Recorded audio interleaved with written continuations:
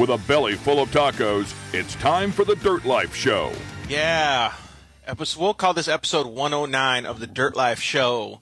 Baja 1000 recap show. This is a stacked show, stacked. Man, and when I say stacked, I mean stacked.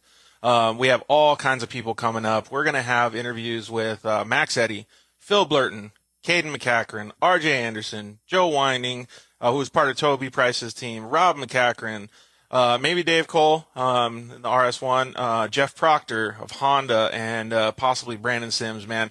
So please jump in, ask all the questions you want, and have a good time with us. I'm going to bring our first guest, Max Eddy, on here, and we're just going to jump right into it, man. The 2021 1000 was insane. 1,227 miles. 1,227 miles, man. That is just, oh my God, it was insane. It was just so crazy to see everybody do all that stuff. We're trying to get Max on here in just a second here. Looks like he's going to join us right now. You guys can probably see. I wonder if Max's internet's okay. Oh, dude, KMC all over the place tonight. Max Eddy, what's up, buddy? Going, George? Oh, dude, doing pretty good. I don't know about you, but I'm a little tired. Can you point your phone down at your face a little bit so we can? Oh, dude, hey, did you get the memo? We both got our 4 parts hats on. Yep. Let me find a taller stool. Yeah, exactly. So while you do that, I'm going to talk to people a little bit about our Baja 1000. So Jason just said, "What's up, Max?" Oh, there you go. That's perfect, dude. So how you feeling after coming home, dude? I got a good picture of you. Let's see if I can pull it up on my phone of you sleeping after your stint, dude, on the trailer. That was pretty rad. These Baja 1000s are no joke, brother. Yeah, it's such a long grind for everyone involved, and I did quite a bit of driving on the highway of my own chase truck, and I tell you what, I hand it to all of our chase personnel. In my opinion, it's way gnarlier driving on those highways towing a trailer than it is in the race car. Yeah, I can vouch for that a little bit. Like it's just crazy because everybody has to put in so much work, and not just the drivers, right? Like your job was insanely hard, don't get me wrong, but every single person, I've never been behind the scenes that hard, and seeing how hard those guys work is phenomenal. Yeah. Yep. You know, we got to focus for 8 hours, 10 hours, however long. I was in the car for 12 hours.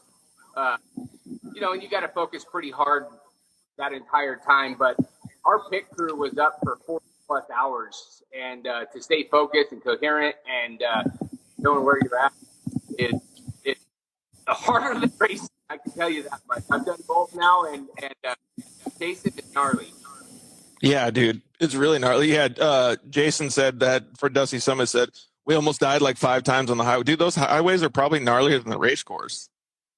Definitely, especially at night. Those semi trucks coming at you, and before you get to them, you're like staring at the white line to make sure you're far enough.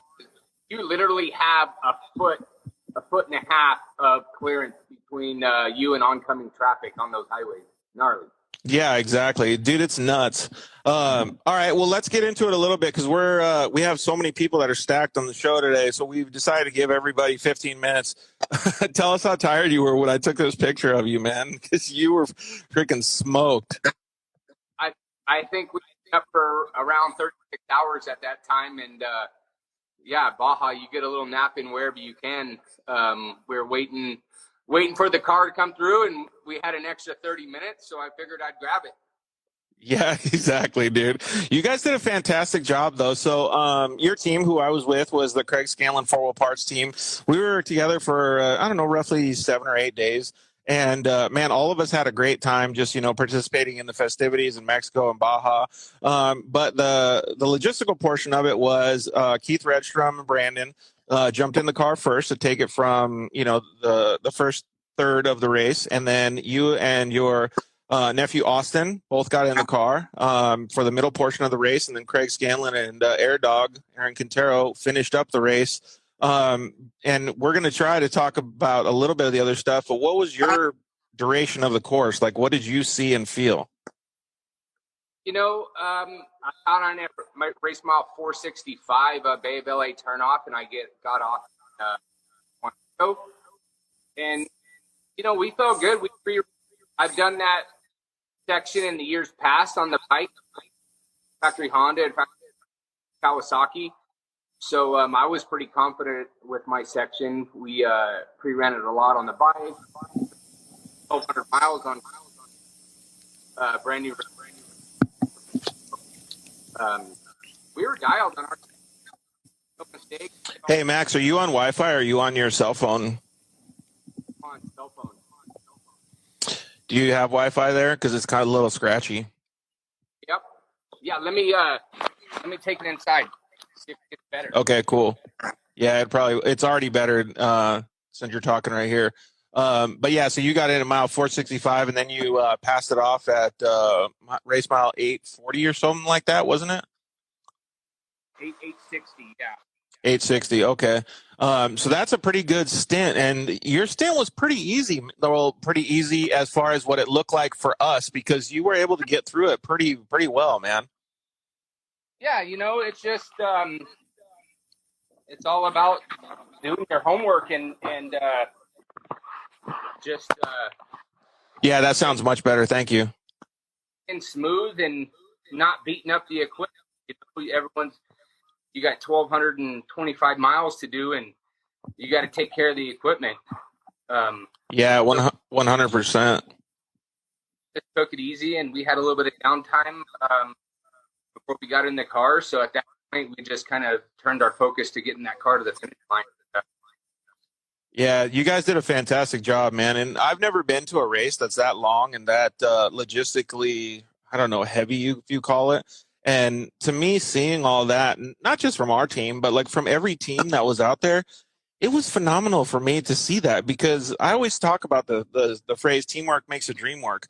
But this is like another level, dude, because all of these guys most of these guys have day jobs, and they're just working their ass off to get one single car across the finish line. It's like the teamwork there and the amount of thought process that goes into making split decisions is insanely cool. Yeah, it's tough enough to go down there and race and just get to the finish line, but to be competitive, you have to have a solid crew. And a lot of people will go down there. Yeah, let's go to Mexico. We'll go down there and have some cold drinks and eat a ton of tacos and relax. But there's nothing relaxed about the Baja 1000. It's a grind. You're working hard the whole time.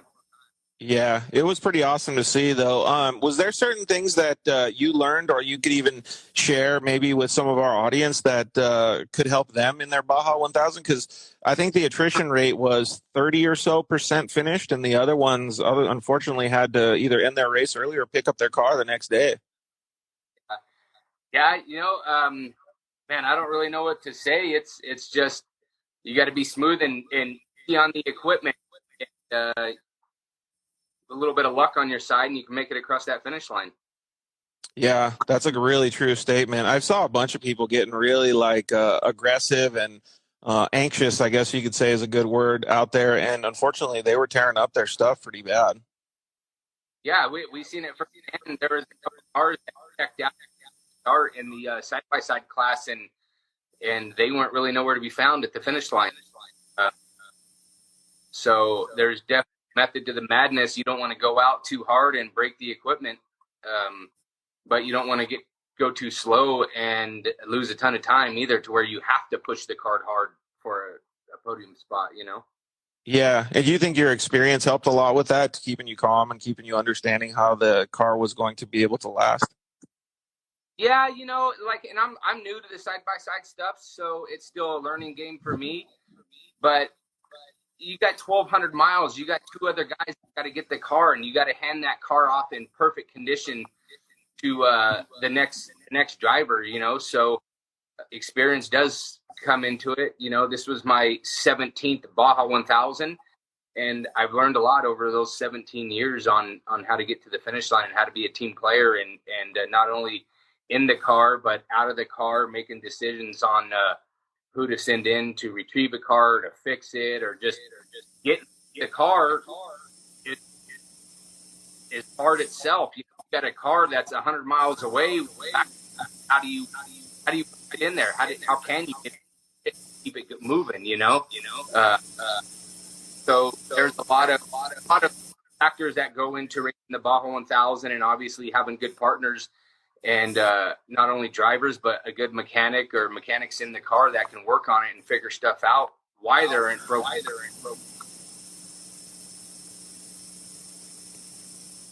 It looks like Max is having a little bit of audio issues, but he's totally right. And I'm going to show a picture of the whole team on the screen. I don't know if you guys can see this. Max can probably see it too, but this is the whole crew that he's talking about. Like, all of these guys went 1,227 miles to meet us at the finish line. It's pretty phenomenal. Yep. Those guys are the reason why we're at the finish line.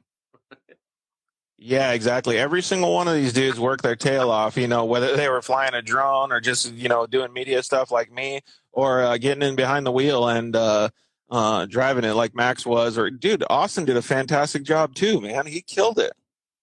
I'm still. I was able to give him his opportunity to ride in a car at his first Baja 1000.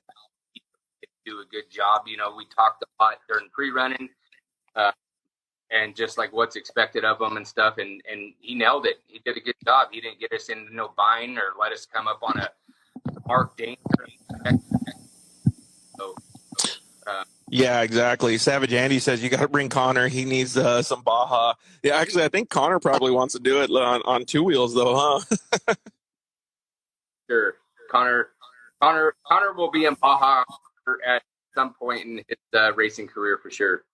Yeah, exactly. Well, since we only got a few minutes left, what was your I got two questions. First of all, I wanted you to be able to give a shout out to all the people that helped you, but what was the favorite part of your whole week there? Because we were there from Friday to basically Saturday. Oh man, it's hard to explain. It's everything about going to Baja. The challenge is my favorite part. And then of course crossing that finish line out on the, or you just made across the finish line. Yeah, I can agree with that, because I didn't realize how much it meant to cross the finish line. Actually, Wayne Matlock just joined the feed here. Austin said, and tacos. Yep, and tacos too. But when I saw Wayne down at the finish line, he's already been Baja finisher for a long time. And I saw him down there, and I didn't realize like how much it meant to these guys, and the smile that they had on their faces. Like, some of these guys were almost getting to tears because they had worked so hard. Their bodies were drained, and they just come across the finish line. Like, it is so phenomenal, the amount of effort, emotions, and just physical ability to get down to the starting line. It's badass. Or excuse me, to the finish line. It's gnarly. A lot of people have big hopes and dreams to go down there and win the Baja 1000, but just to go down there and finish the Baja, especially a run, is insane. It's a huge accomplishment for the accomplishment. What's the difference between like a dirt bike and a side-by-side from your point of view? A dirt bike, your expectation to finish is probably 90 to finish the Baja 1000 dirt bike. And in a four-wheel, maybe 50-50.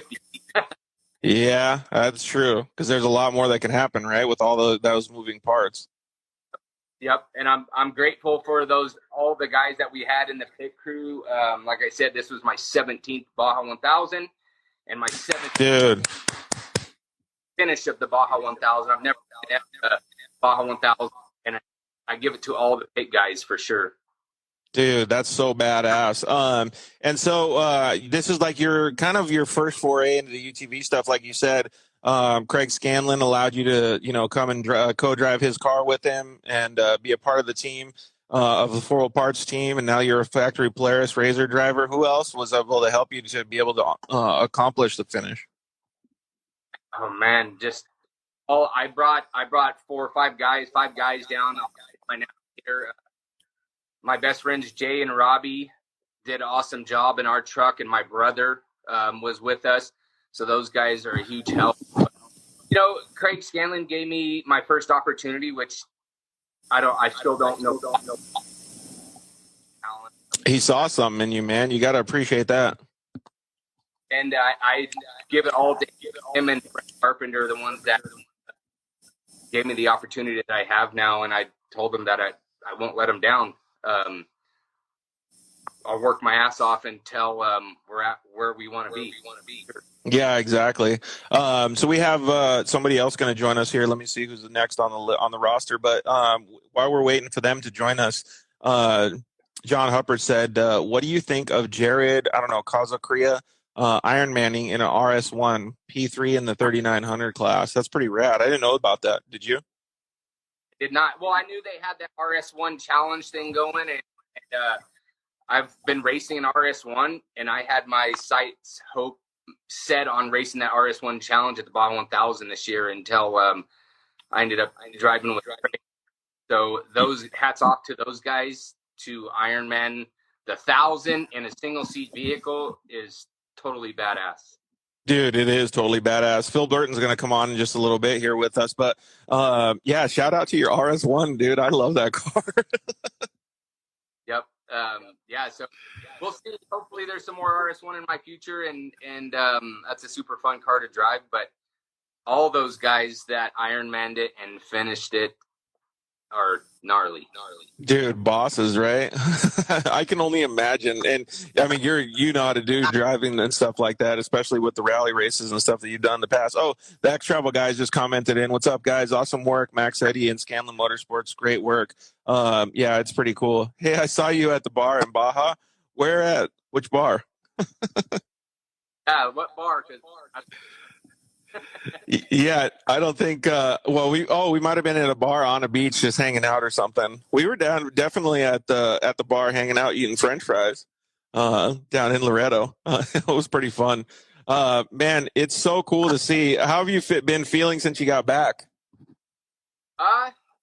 You know, I got a little bit of rest on Sunday, and then Monday, right back to work. I got some projects going on at home, and my car is bare frame right now, and we January, so it's back to the grind. We're in full swing here, getting this thing ready to go. Sweet, man. Well, thank you very much for joining us, Max. We really appreciate it, dude. You did a kick-ass job down there. And, man, I hope that you guys get another opportunity to do that, because I think you guys could definitely improve on some logistical stuff, and maybe even, get in the top 3, get a podium at the Baja 1000 and a side-by-side. I was just on the phone here today, and we got some big plans for next year. Spoil it. I'll explain all that, but I can't. George. Yeah, thanks, homie. I appreciate it. And on a side note, I'm stoked, dude, for your little guy, Axel, to be riding a dirt bike now with training wheels. It's pretty badass. Keep it up. Keep giving all these guys their dirt life fun. 3 years old. He's already twisting the throttle. I love to see that, man. Well, it's always good to see you with a smile on your face, dude, even after such a long run. So thank you very much. Really appreciate it. And I'm sure we'll catch up soon. All right, George. Take care, man. Talk to you. Thanks, homie. We'll see you later. Man, that is so cool. It's cool to see that Max is doing so well after such a freaking long race, man. It's neat to understand, he's done 17 of these. Could you imagine doing 17 of those long ass races? I mean, these races are so gnarly. It's crazy. Look who we got here. Max, we'll let you log off right now, buddy. We really appreciate it. But we got the Baja 1000 Pro Turbo. I don't know what you call it. Is it Pro Turbo or Pro Forced Induction? Phil Blurton, he won that race by a mile compared to all the other side-by-side guys. What's up, Phil? Going on. Oh, man, we're just stoked to be back, dude. It was pretty gnarly. You got back, what was it, Friday afternoon, Saturday morning, and then now all your stuff got back, and you said it's so gnarly unloading everything, right? Yeah, we got back Saturday. A bunch of us flew out Saturday, and then the chase trucks all drove back, and one of our guys in the chase truck got sick, so they spent an extra day in San Felipe, and I had them picking up shocks and dropping shocks off for the Mint, so they just finally made it back today. Dude, so much going on, right? These last couple months of the 2021 season have been insane for you. I feel like the whole season's been a roller coaster. We never planned on even racing the Score Series going into the season here, and ended up doing all of them. Well, so one thing that I wanted to say before we kind of get into the details of your race was, first of all, congratulations, and second, even more congratulations because, I mean, all the UTV guys did fantastic. If you're a finisher in the Baja 1000, you're a badass, right? But when you look at the numbers, which I have here in front of me, you can look at the time differences for your finish. You finished in 26 hours, 58 minutes, and 56 seconds and some change. That was just over 45 minutes ahead of the second place competitor. I mean, you did fantastic. Only one class 1 car or class 10 car beat you, and it was by 2 seconds. I mean, like, is insane. Like, well, and first of all, I wish you could have made up that 2 seconds so we could be talking about us ahead of the class 10 cars, but maybe next year, right? Like, dude, like that pace and the logistics behind something like that, like, I mean, give us a little bit of an insight onto what you guys were doing like during the race to be able to maintain that pace, because that's phenomenal, dude. Yeah, you know, Bo normally co-drives with me, but he drove from 430 to 1,000, and then I did the beginning and the end. And we pre-ran a ton, and we just kind of knew the pace that we thought the cars could go. And we said, let's just kind of run this at a pre-run pace. I think Lambert went by us in the beginning, like on a mission, and he kind of checked out early in the race there. Then, you know, we had Austin Whalen and Schuler's car going with us for a while. And then Brandon Sims, man, we couldn't shake him for like 1,000 miles. He was on fire. Oh, look, we got a little sneak attack from the dog right behind you. I just got home, so I had to come greet him. Oh, perfect. VIP. He just turned 13. Today? No, a couple days ago. Oh, right on. So happy birthday to the puppy. He goes to the shop every day with me. But yeah, Sims was right there, but we pre-ran and we knew there was like this gnarly whoop section for like 70 miles at the end, and me and Bo were like, no matter what we do, we have to have a fresh car when we hit those whoops at the end. And then when I got back in the car at 1,000, I was like, I'm going to blow this thing up or win. Like, I do not want to get second place in this race. And so we kind of turned it up there. And then, I don't know, we ended up getting like some breathing room to where the last 100 miles we were able to just kind of cruise to the finish. Yeah, it was pretty crazy to see that, because when we were tracking everybody, like, it was really close up until I think it was like right between 800 and 900 miles. And then it started like gapping out a little bit there. So like, what's the move? Is like you really have to let the car or save the car until then? Like, because I wasn't in any cars during the race, so I wouldn't know. Yeah, I mean, we didn't even really know what the move was because we never raced a race this long before, but we just had a strategy in our head to just like keep that thing together until close to the end and then battle at the end if we had to. You know, it's like you race at 1,226 miles. You get to mile 1,000 and you're like, oh, the race is almost over, but you still have like the Parker 250 to go, you know? So you still got, like, I get back in the car and it's like, oh, it's almost over. No, we still really have like 6 hours left to go. Exactly. So, you know what I mean? And think about like a 250-mile race. You could have all sorts of issues just in a relatively short race, if you want to say. So I don't know. Our whole plan worked. Like, we didn't change a belt. We didn't change an air filter. We did no way. Yeah, we never did. We did 4 tires at one point. I clipped a couple things coming across a lake bed in the dust, and we just decided when Bo got in the car to do 4 tires at one time there. And besides that, I mean, a trophy truck nerfed Bo leaving a speed zone, like no siren, no nothing, and it broke the jack off the back of the car and broke the strap off the spare tire. So we pulled in and fixed that real quick and just threw like a dirt bike strap on there. I took the floor jack out of my Ford Raptor and just threw it on the floorboards for him. But I mean, like, relative, you know, for the grand scheme of things, for how long that race was, it really wasn't. It was pretty uneventful. At one point, I think, like, I don't know, maybe like roughly mile 300 or something, it was Justin Lambert was still out. He got ahead up. He was through it, but a spec truck rolled in this canyon. And it was Austin Whalen, Schuler, a spec truck, and then me. And we sat there for like 25 minutes, just dead stopped. Was that when Elliott Watson lost and they went down in that ditch? No, I did see that though too. It was before that. Oh man, and, the spec truck that was in front of me, there was no way he could get around there. All of a sudden, you know, it's like 20 people out of nowhere in the middle of the desert show up to try to roll this truck over, and they couldn't pick it up. Well, Austin ended up burning in this crazy line that you could really only do probably in a UTV because it was narrow enough and 4-wheel drive. And the dude in the spec truck was nice enough to move out of my way, and I shot up the hill after him. But it was like we went low range, and it was like a one-shot hill. Like you had to make it up it, or you were going to roll back down the other side. Dude, that's not well. At least you guys got through there, man, because that could have cost you a serious amount of time. Yeah, I think it was just really the thing with the race was like I guess there was a lot of section in the dark for me. Bo's whole entire section was in the dark, and I thought it would spread out sooner. And it was like the first 430 miles, I was literally I didn't have clean air one time the whole way through. And when the sun set, it was like my helmet kept fogging. You know, I was joking, oh, I'm mouth breathing too much, you know, and I ended up running my visor open for like 300 miles and just caking my eyes with dirt. But I don't know. Yeah, just because you couldn't see anything? Yeah.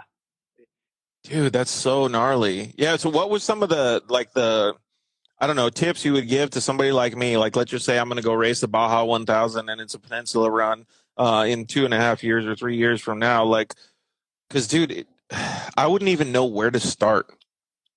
Yeah, I mean, to me, everybody's like, "Oh, you pre-run so much." I think you spend a big budget on pre-running. You know, like it makes you so much more comfortable on race day. You know, Bo and I, we ran everything in the daytime, our first time down there, and then we went back down and we ran everything like time of day for the race. So if it was a section we were going to run in the dark, we came back and ran everything in the dark. That way, there was just like no surprises during the race. Like Bo knew that there was going to be some fog in his section because he ran it at night, so it wasn't like there was no big eye openers for us in the race, you know? Yeah, exactly. Well, we got to give a shout out to Brandon Sims then, because he didn't pre-run really at all. And he just went down there and just, I don't know, man. We were talking about it. I'm at IMG Motorsports, and I was talking about it with James, and I was telling him, like, Brandon is a boss because he didn't, like, he just went down there and drove it, man. Like, he's got to be so good at the natural car control, you know what I mean, to be able to do something like that. Yeah, for sure. I mean, you can do it. I think for the driver, it's just a level of comfort. Like, I don't know how much speed we actually gained by pre-running, but it's just like the comfort level in your head of like visually knowing where all the pits are, like where everything's at, instead of seeing it for your first time on race day. Yeah, not know where to go or whatever. Billy Slade said, "What's up, fellas? Congrats, Phil, on the win." And we went, we went overkill on pit crew and support. And I had 27 pit crew members down there and 9 support trucks to make it all happen. Whoo-wee. Yeah, that's good though, because that logistical portion I feel like is so important. My biggest fear in Mexico is like, I'm getting a bunch of buddies and friends to go down there with me, and I don't want them to be like having to speed down the highway and put me and them in danger the whole time. So I was like, I want enough trucks to where I'm not worried about my buddies the whole time I'm racing. Exactly. Dude, that's 100% true. We did the same thing. We had enough people to be able to just kind of get out in front of everything. So it was a lot more comfortable because you weren't racing to the next spot. Yeah. Dude, that's badass, man. I'm proud of you guys. Bo, he was supposed to get out, and my other co-driver, Chris Williams, was supposed to get back in with me. And Bo pulls in the last pit, and he's like, "I'm not getting out, dude." And he unbuckled, and he just slid over into the passenger seat, and he rode all the way to the end with me, too. Nice. That's cool. Yeah, he's like, "No, we came this far, man. I'm not getting out." Like, he radioed, and I'm like, "No, dude, you should get out." And then finally, I'm like, "He's not getting out of this thing. We need to be prepared for him to not leave the car." He's stuck in there, right? Rusty Demon said, "Great job to you and the team." It's cool to see that a lot of people are supporting you guys, man. It was pretty gnarly to see everybody come across the finish line that did. The attrition rate was super low. I think it was 30% or something like that. So for you guys to come across, not only as a finisher, but as a winner, and the speed that you guys carried, you know, against all those other top level vehicles is phenomenal, dude. Like, you're on the forefront of leading this UTV industry, and we're really, really lucky to have you be a part of it. So I congratulate you, first of all, and I thank you for being that fast of a driver to show how good these UTVs are getting. Yeah, it's fun. I mean, it's cool. We went back and looked at like the last 10 years of finishing speeds and everything before we went into it. So I don't know. It's crazy. Like, I don't know how much faster we get these cars to go, but it seems like we're getting them a little bit quicker each race. Dude, it's insane. Well, you did a fantastic job, bud. So we really, really appreciate you coming on the show and just giving us a little bit of insight on the 1000 race itself. And man, you got to be proud of yourself. What's next? The Mint 400? Yep, car's back. All the parts are prepped. We're going to race the same car we just raced in 1000. Originally, we weren't going to. Oh man, you The guys are car's gonna in have to such good hustle to shape. get that thing. Yeah, it'll be done. Bo's coming to the shop on Sunday, and have some turkey on Thursday and get that thing done and go. The Mint 400, that was one race we've never won. We've got second like every time we've raced it. So I feel like this is your year, buddy. You're doing so well, man. Keep the momentum rolling. hopefully. All right, homie. Well, hey, like I said, congratulations on the win, dude. It was nothing less than a mission accomplished. So congratulations to you, Bo, and the whole entire team. I don't know everybody on your team, but, like I said, congratulations to everybody because everybody deserves a pat on their back. So for sure. All right, homie. We got about 30 seconds or so. Just throw a shout out to some of the people that helped you get there. For sure. Can-Am was the biggest supporter behind this. They've never won the 1,000 before. Monster Energy, BFG. If you race in Baja, I don't know how you're not racing on BFGs because they got crazy support down there. Vision Wheels, RV Travel World. Actually, I had Steve Hansen owns Hansen Trust Company. He pitched in a big portion to actually make this whole race happen for us, which was kind of a one-race sponsorship deal. There's a ton of awesome people that have helped us for the last handful of years. Yeah, dude. Well, thank you very much, like I said, for coming on the show, dude. And enjoy the time with your family for Thanksgiving, dude. We'll see you soon. Yep. You guys too. Yep. Later. Man, I mean, this is going to be a common thread, I think, for the whole night. Let's get Caden McCackern on here. But what's up, Caden? How are you, dude? How are you, George? What's up, guys?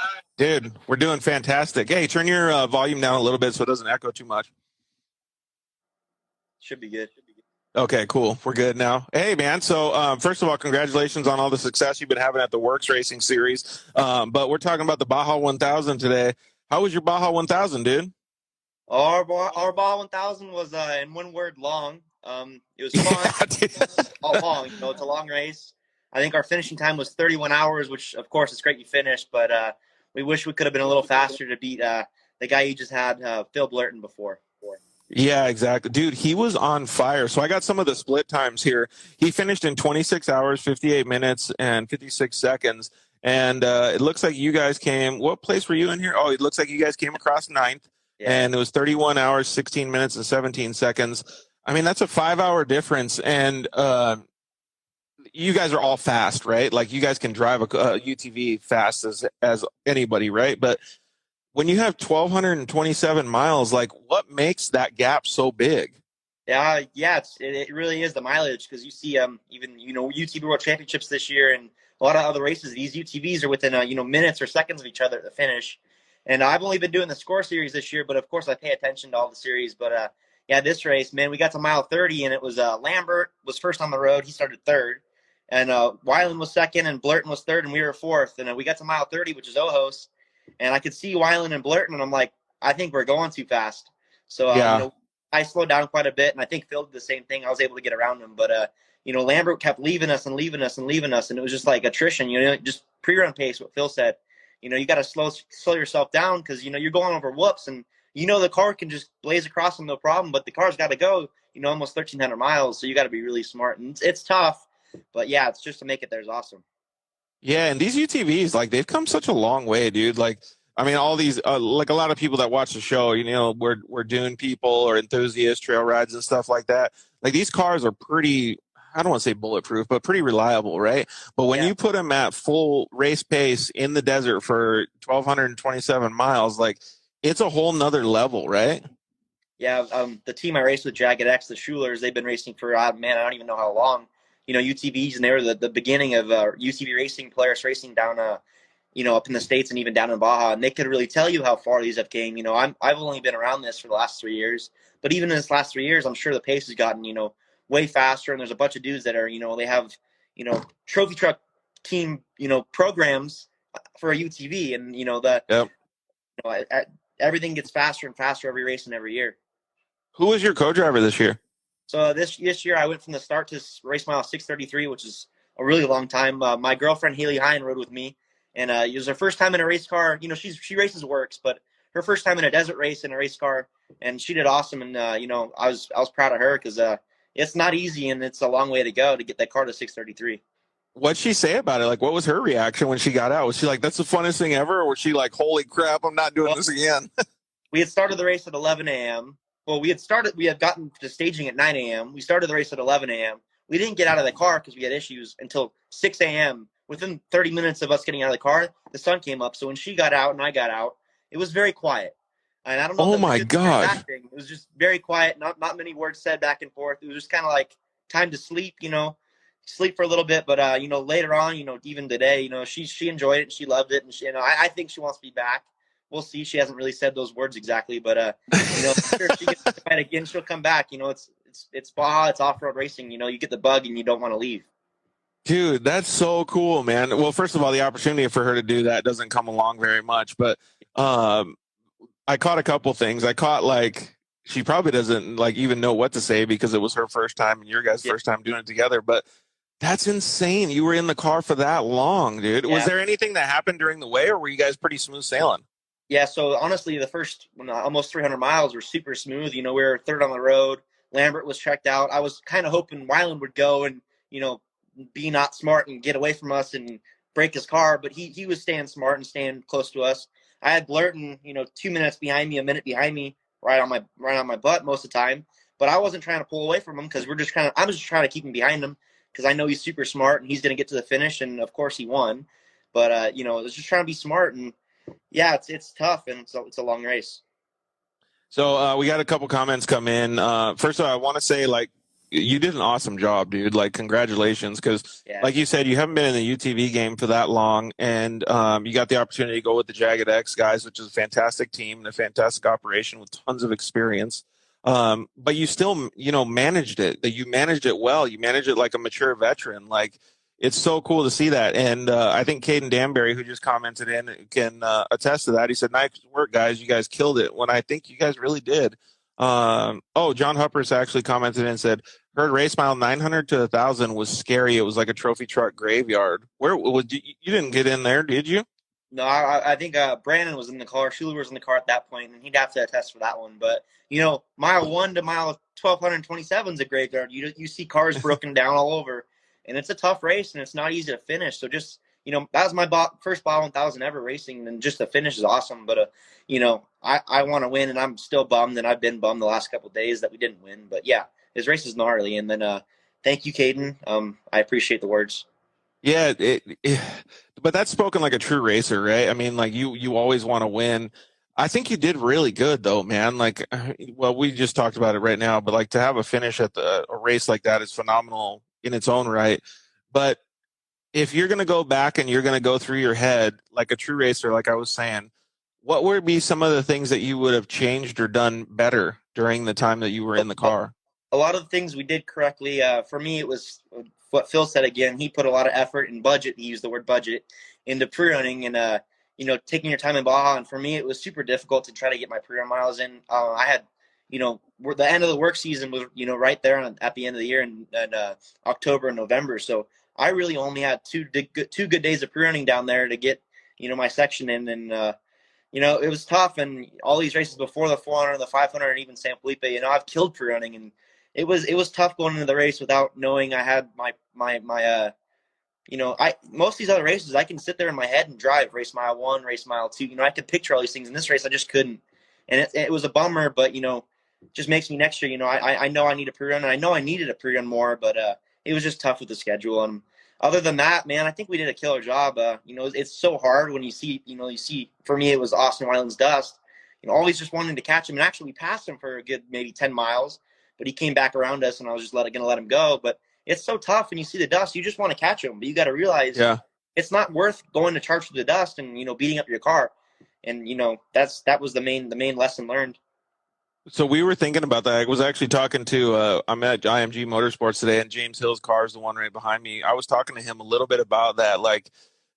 What's the move when you go down to Baja and race this long of a race? And he goes, first thing, you don't battle with people, because at some point they're probably going to go faster than they need to, and they're going to break, and you're going to be the one that keeps going further. And I was like, dude, but to me, I don't know that. I've done short course the whole time, right? You just go balls to the wall and just give it as much gas as possible.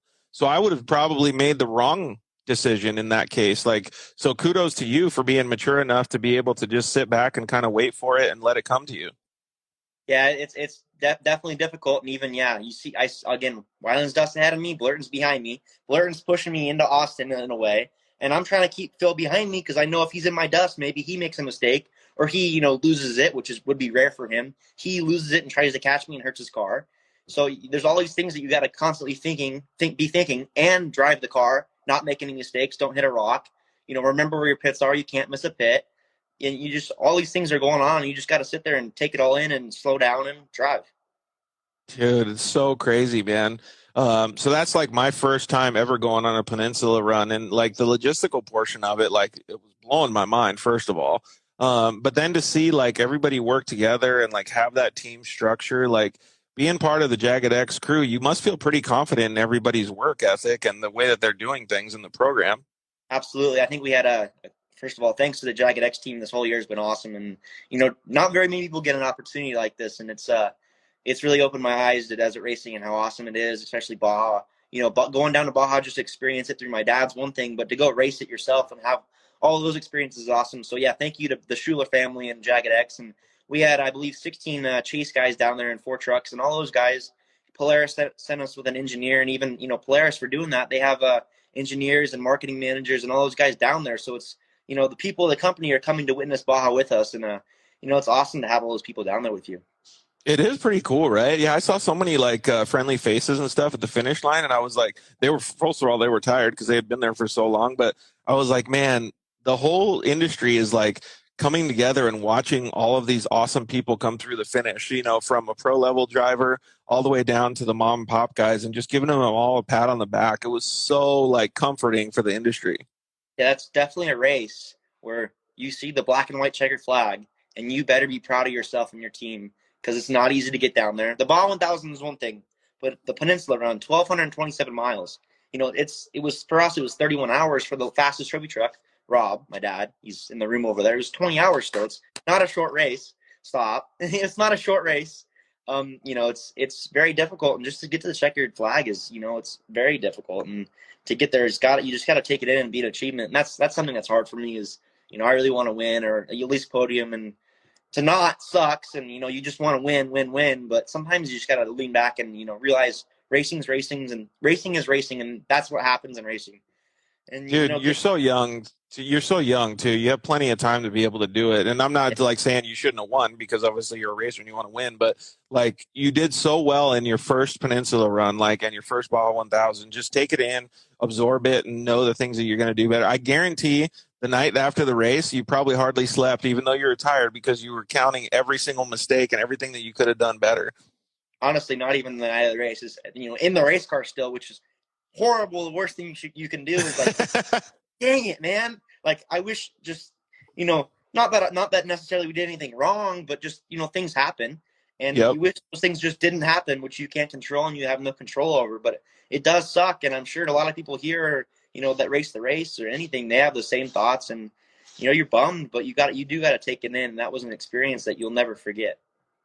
Dude, 100%. Rusty says, congratulations on the finish. And then Caden Danbury also said, so I need to take some classes from Caden. I've learned so much from him this year. Well, he's definitely a good teacher, man. And he's learned from another good teacher as well, who we're going to have on later in the show. We're going to talk a little bit about his victory.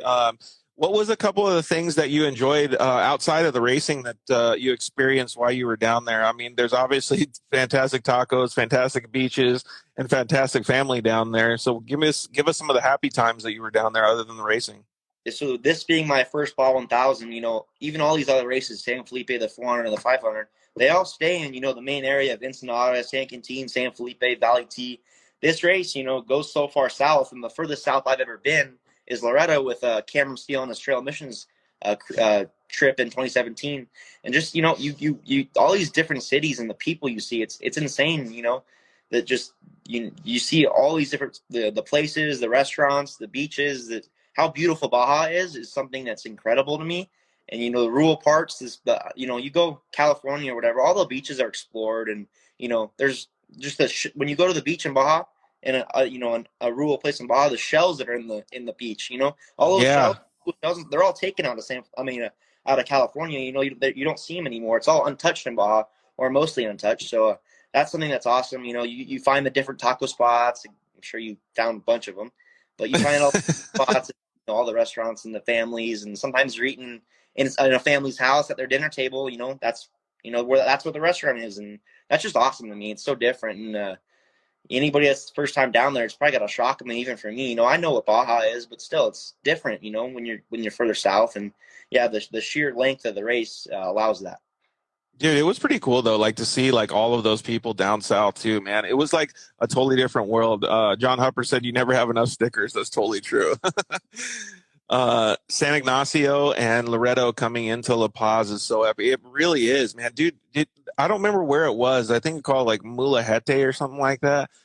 We went to a RJ Anderson's going to join us real quick. But we went to like an untouched beach there that was insane. Yeah. It's just yeah. Again, it's crazy. The cliffs you see, the animals down in La Paz. Hey, RJ, down in La Paz. What's up, buddy? Sunday after What's the up, race, RJ? we all went and swam with whale sharks. And that's. I mean, you could probably do that in the States, but it probably wouldn't be easy to find, or all the insurance things that would have to happen in the States. We went and swam 5 feet away from these 30-foot long whale sharks, and it's just awesome. Dude, awesome. That's insane, really? RJ, did you swim with whale sharks this time? I did not, dude. I just got dusty, used up, and headed home. Yeah. Oh, look at Caden over here. He's swimming with whale sharks, making us look like retards, huh? Dude, that's so rad, man. All right, Caden. Well, hey, you did a fantastic job. We're going to talk to RJ a little bit about what he had going on. So I really appreciate you coming on and hanging out with us. It was awesome to see you down there doing so well, buddy. Thank you. All right, I'll see you guys later. Nice job, Caden. Thank you. You too, buddy. Sorry it didn't go the way you wanted it, but that's racing. Oh, good. I'm more mad about the whale shark deal. Yeah, you got to come to this time. All right, see you guys. See ya. All right. Later, Caden. Dude, that's pretty rad that he got to do some whale sharks. All right, well, welcome RJ Anderson to our Baja 1000 recap show, dude. Man, you've been so busy over the last couple of months. How did you get time to fit in a Baja 1000 Peninsula run? Honestly, I didn't get enough time. I was a little disappointed. Pre-running is huge in Baja, and I think that's why like 80% of people do it. Just the people down there running the roads in Baja, eating the tacos, drinking the tecates. It's all part of it, And I only got to go down for 2 whole days this year. So normally I like to try to at least put 5 in. And this was the most miles I've ever done down in Baja, and I only pre-ran for 2 days. So that definitely bit me a little bit.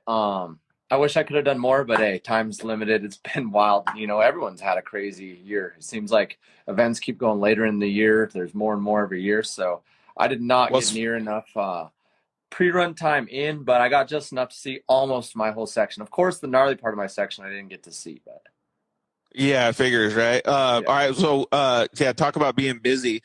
Well, 2 things here. I'm going to mention one thing first. I got to ride home with your content guy, Daniel, and he was sleeping pretty hard on my shoulder, dude. Pretty hard. I think I might have got some. Pretty much. I think it was, I don't know, between 69 and 70.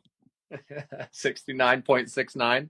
Yep, exactly. So it was rad talking with him on the way home. But so System Solutions actually asked, are you ready for Camp Rager? So talking about events in late 2021, man, you got some other stuff happening too. So let's just crush that real quick. Yeah, man, it's crazy. It doesn't slow down. Baja's come and gone. We got Thanksgiving weekend this weekend, so I'm stoked to have a weekend off, man. It's actually my dad's 60th birthday this weekend, so ooh, happy birthday. I'm heading out to the river. Got some family. Joey D is actually coming out there, so I'm stoked him and his family are coming. It'll be cool. Just kind of celebrate my dad a little bit. He's done a lot for us. So the big 6-0. It'll be a cool weekend. One, I'm glad to just go have some fun, relax, take a breather, and then it's Mint 400. Be at the Mint 400 Thursday through Sunday, race day Saturday. So racing a Class 1 also out there at the Mint. And then come back, go to Glamis a few days later, Camp Rager. And also this year there's a Red Bull race out in the dunes, which is going to be absolutely rowdy. Our group times their group is going to be probably a sight to see. So then my buddy's getting married the weekend after that, and it's Christmas. So 2022, here we come. Exactly. That's a freaking stacked field, man, for the rest of the year. That's going to be so cool. Unfortunately, I'm going to have to miss that because I already have obligations in Texas to do some stuff, but that's going to be an awesome weekend in Glamis. Yeah, it's crazy. Yeah, we were initially supposed to kind of go out to Texplex for that 12-hour deal. But a mix of Texas just absolutely whooping our butt all year, and then this race came about, so it kind of worked out, you know. And also, dude, it's third year Camp Rager. I don't know what everyone thinks that they can stomp on my dates, you know, but it ain't gonna work. You're holding strong. The Dune and Destroy guys were asking. Let's see here, if you were registered to race that race. Yeah, me and Ronnie are actually both gonna do it. So, seems like kind of a free for all. I'm excited to see. I said I want to just come out there and I want to be like drive the wrecker, pick up broken razors, broken UTVs in general. How rowdy do you think it's going to get? I feel like it's going to be wicked. Yeah. I think it's going to be absolutely out of hand rowdy. And just think how rowdy you cruise Glamis at night on a big weekend, and there's people scattered over those dunes, and sand cars, UTVs, you name it. There's people scattered, stuck. Now you put a trophy up for grabs, and you're going to see some carnage. Yeah, exactly. Somebody saw you on the freeway in San Diego, so give a shout out to Daniel Gonza, I guess. What's up, buddy? I wonder which way I was going because, long story short, on top of my Baja chaos, dude, I went down there the first day to race week, and they turned me around at the border because I knew better, but I didn't have all my ducks in a row. I had my title for my trailer. I couldn't find the registration. I just had my title with me, and they turned me around for not having registration for my trailer. Really? So dude, it was chaos. So, yeah. Long story short, dude. I turn around, get my registration in Riverside, and go back down. Oh my God! So you had to go all the way back. That sucks, dude. Yes. You know what? Another thing that came up in Baja, Daniel told me that to start following this dude, White Claw Gabe, on Instagram. It's epic. Dude, White Claw Gabe's epic, baby. Dude, I started watching him on the way home. Hey, have you ever heard of this thing called Florida Man? I know of. I used to listen to a radio station back in the day, and it was always like Florida man dies from electrocuting himself with a shopping cart. Like, is that what you're talking about? So like, where you type in your birthday and Florida man? Dude, all right. So tell your brother to type in the Florida Man space his birthday on Google, and then it'll give you all the list of funny stuff. Dude, we were Florida Man all weekend, so it's just like everything that happened to the car, we'd be like, "Yep, Florida Man broke the front end." Yeah, I don't know what's in their water down there, the Gulf water or something. I don't know. It makes you go crazy, but it was fun. Bo Judge says, not to get off subject, but what about that battle we had the week before at the Works race? Did you guys battle pretty hard? Dude, it was so fun. Yeah, it was great racing. I don't get out to Works anymore.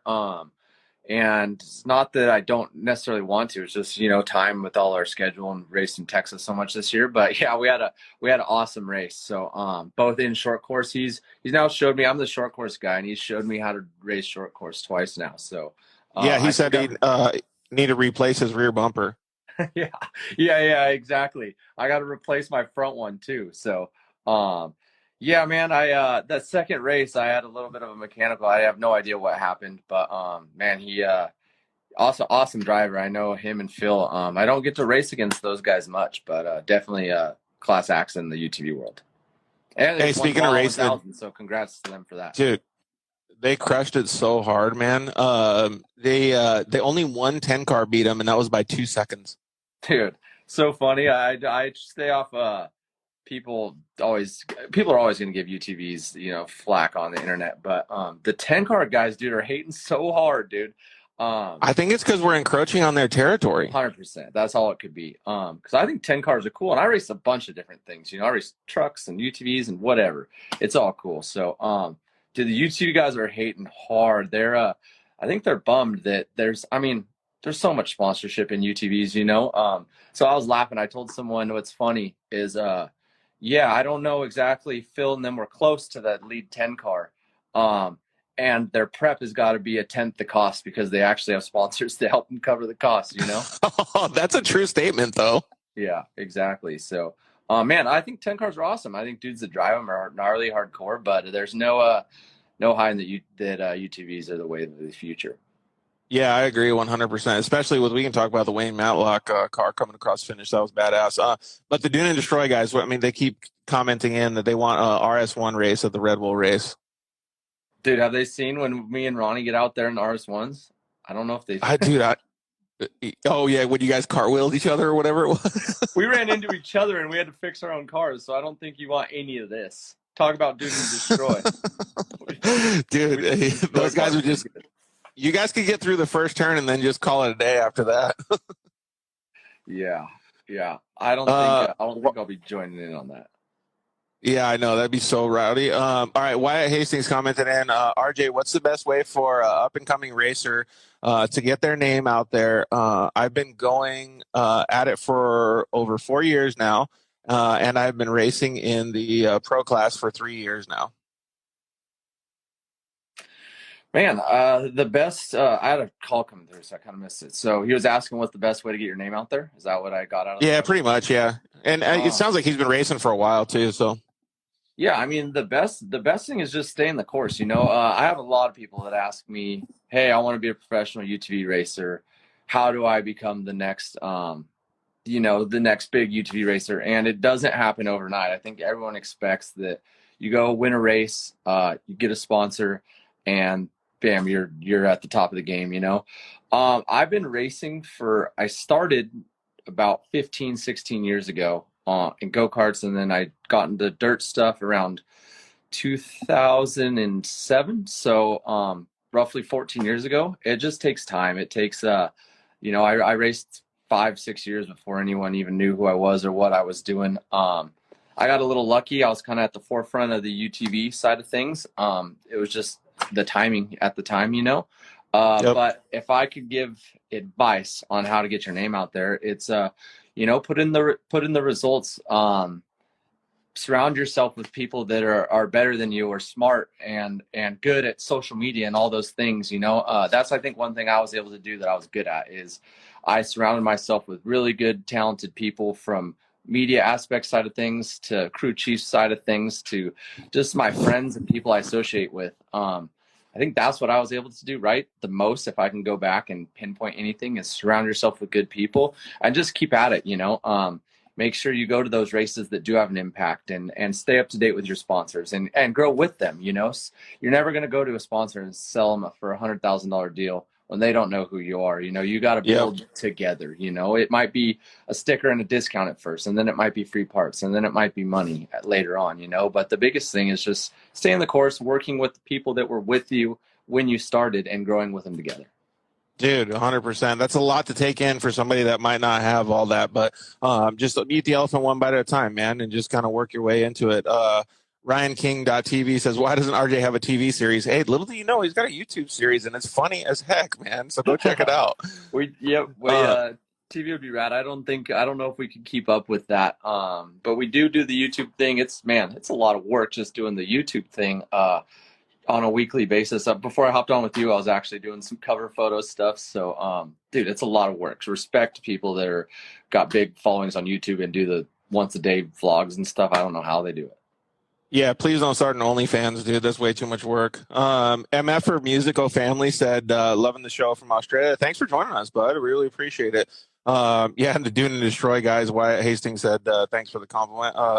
Caden Danbury, RJ is the hardest working racer I know. He worked hard to get where he is, and that's true, man. Like, I was just thinking about when you were saying all the stuff of being at the beginning of the UTV industry. That's like when UTVs were, I don't want to say like on the edge, but they weren't cool yet. So you didn't know where they were going to go, and then finally, like, they came through and they just saturated the market.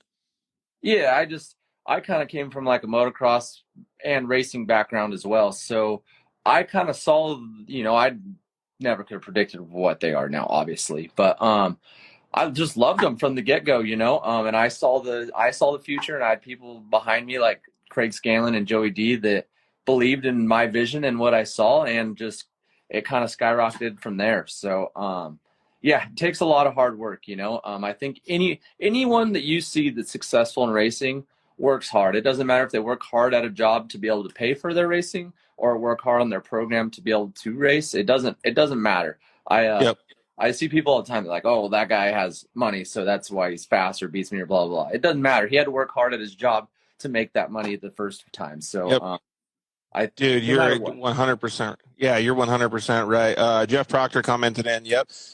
Exactly, RJ Anderson, grow with your sponsors and be loyal. That's one of the things that I think people don't, listen to a lot is just the loyalty, man. Chuck Cheek just joined us. What's up, Chuck? How are you, man? So one thing that I want to ask before Rob Mack joins us here is what was the best moment aside from the races that you had down in Baja? Damn, I'm in a McCackern sandwich here, huh? That's Wait, were you? Was Kate? Let me see here. Yep, you were, dude. That's how it goes. Oh no, wait, you aren't. Rob Mack is not. It's actually Joe Whining, Toby Price's co-driver, that's going to come on next. So I was wrong, but you're still kind of in a sandwich. It's just double meat. Yeah. I'm just the lettuce at the top that everyone throws off. Oh, that's hilarious. But yeah, so what was you probably didn't eat any lettuce down in Baja. So what was your favorite thing down there other than the racing? Dude, El Traero goes hard. If you haven't been to El Traero in Ensenada, that's my favorite spot. Only thing, tech tip, is you got to sometimes watch your stuff out front. There's people that know that that's the spot for the tourists. So El Traero, man, it's called, I think it stands for truck stop or the trucker or the truck stop or whatever. But coming down into Ensenada on your left, big semi truck, El Traero, best pastor tacos there is, hands down. Dude, yeah, they're insane good. Did you guys have any funny things happen while you were down there? Dude, Baja is always an adventure, man. Yeah, dude, I got in like a foot race with Robbie Gordon while I was down there pre-running. It was wild. Really? How does that even come about? Dude, somehow I broke down right before Catavina in the middle of absolute nowhere, like literally absolutely nowhere. And I thought we were screwed. Found an access road out to the highway, ended up at a cafe. As I was at the cafe sitting waiting for my chase guys to come back and get me, that we couldn't get in radio contact with. So we paid the owner of the cafe $100 to drive into town and tell our chase guy, hey, we're broken here. Max Gordon first came by, checked on us, made sure we were all good. Then Robbie Gordon came by in his chase truck, checked on us, made sure we were all good. Somehow we met this dude that was running on foot from Tijuana to, I think he was going to Gonzaga Bay. I don't remember exactly where he was going, but he was going far on foot. And where we were just happened to be the end of his stint. He was doing 50 kilometers a day on foot. And where we were just ended to happen to be the end of his stint for the day. And me and Robbie Gordon ran on foot with the guy to help finish his day's run. Dude, there was like 40 people there with him. It's a pretty rad story. Dude, I want to see Instagram of that. That sounds insanely cool. Yeah, I posted a little bit of the story on my Instagram a few weeks back, so catch up on the story. That's so rad. All right, dude. Well, thank you very much. I mean, we always want to do better in Baja, but I still think it's cool that you went down there. You respected everybody down there, and you obviously had a good time with the team. Yeah, I mean, that's just how it goes. At the end of it, there's only one winner, So we'll dust ourselves off and hopefully come back next year, have some fun, and make sure you tell Rob Mack I said congrats again. Yeah, sounds good, dude. Daniel with the White Claw Gabe comments. All right, man. Well, we really appreciate you coming on and hanging out with us. We're going to talk with Joe Whining, Toby Price's co-driver here in a little bit. So I'll see you at the Min 400, bud. Right on. I'll see you guys there. Later. Man, it's so crazy to see the little things that happen. Having a foot race with a guy that was running that far down Baja. Man, it's insanely cool. The stuff that goes down in Mexico is pretty rad. We're going to invite Joe Whining to come on here in just a second here. What's up, Joe? How are you, buddy? Good, Georgie. How are you doing? Dude, we're doing pretty good. Hey, so the Baja 1000, we've been having some pretty fun stories happen here. RJ Anderson was talking about having a foot race with Robbie Gordon just a second ago with a Mexican. It's insane, dude, all the fun stuff that happens down there, right? Dude, Baja is magical, man. There's some, like you say, there's some weird stuff that goes on, and people on bicycles and just trekking from Tijuana to La Paz, and like you say, that guy running 50 meters a day. It's crazy. It's not, well, and the freeways and the semis there are insanely crazy, dude. Like, those things just baffle my mind how gnarly those things are. Yeah, those are some good truck drivers for sure. All right, so you got to participate with what was it, Thunderstruck Motorsports? Is that how they pronounce the team name? Yeah, Bryce Swain and the number 242 truck at Thunderstruck Motorsports. They built a brand new truck earlier this year, and they raced the Baja 400. Ended up third on the podium, and well, we went full bore into the 1,000. So it was really neat. It was an honor to be able to team up with them and with Toby and try to make it happen. Yeah, it was pretty cool. So, how long it was like? How much of the production was that to get Toby over here? So you guys probably planned it for a couple of months, and then had Toby come in from Australia, and we're talking about Toby Price, obviously. And he asked if you could be his co-driver over there.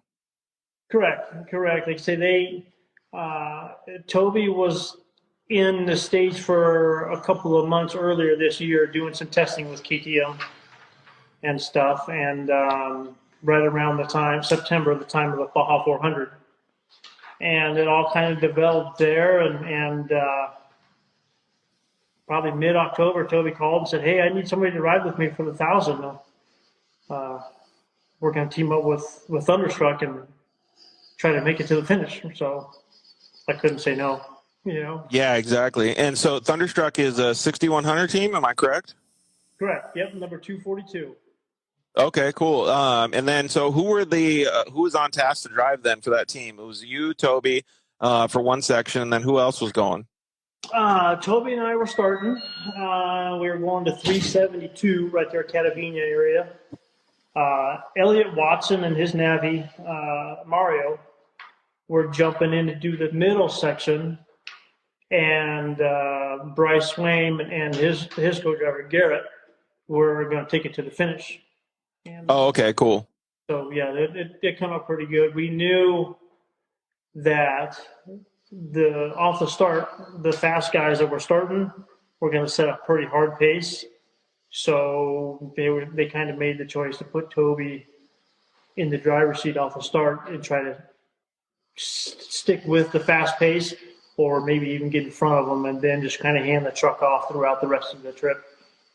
How was it then? Did you guys have a pretty successful section? Yeah. It was a lot of work. We ended up getting a punctured tire right around race mile 40, maybe 45. And there, the race had just started, so everybody's still stacked up on each other.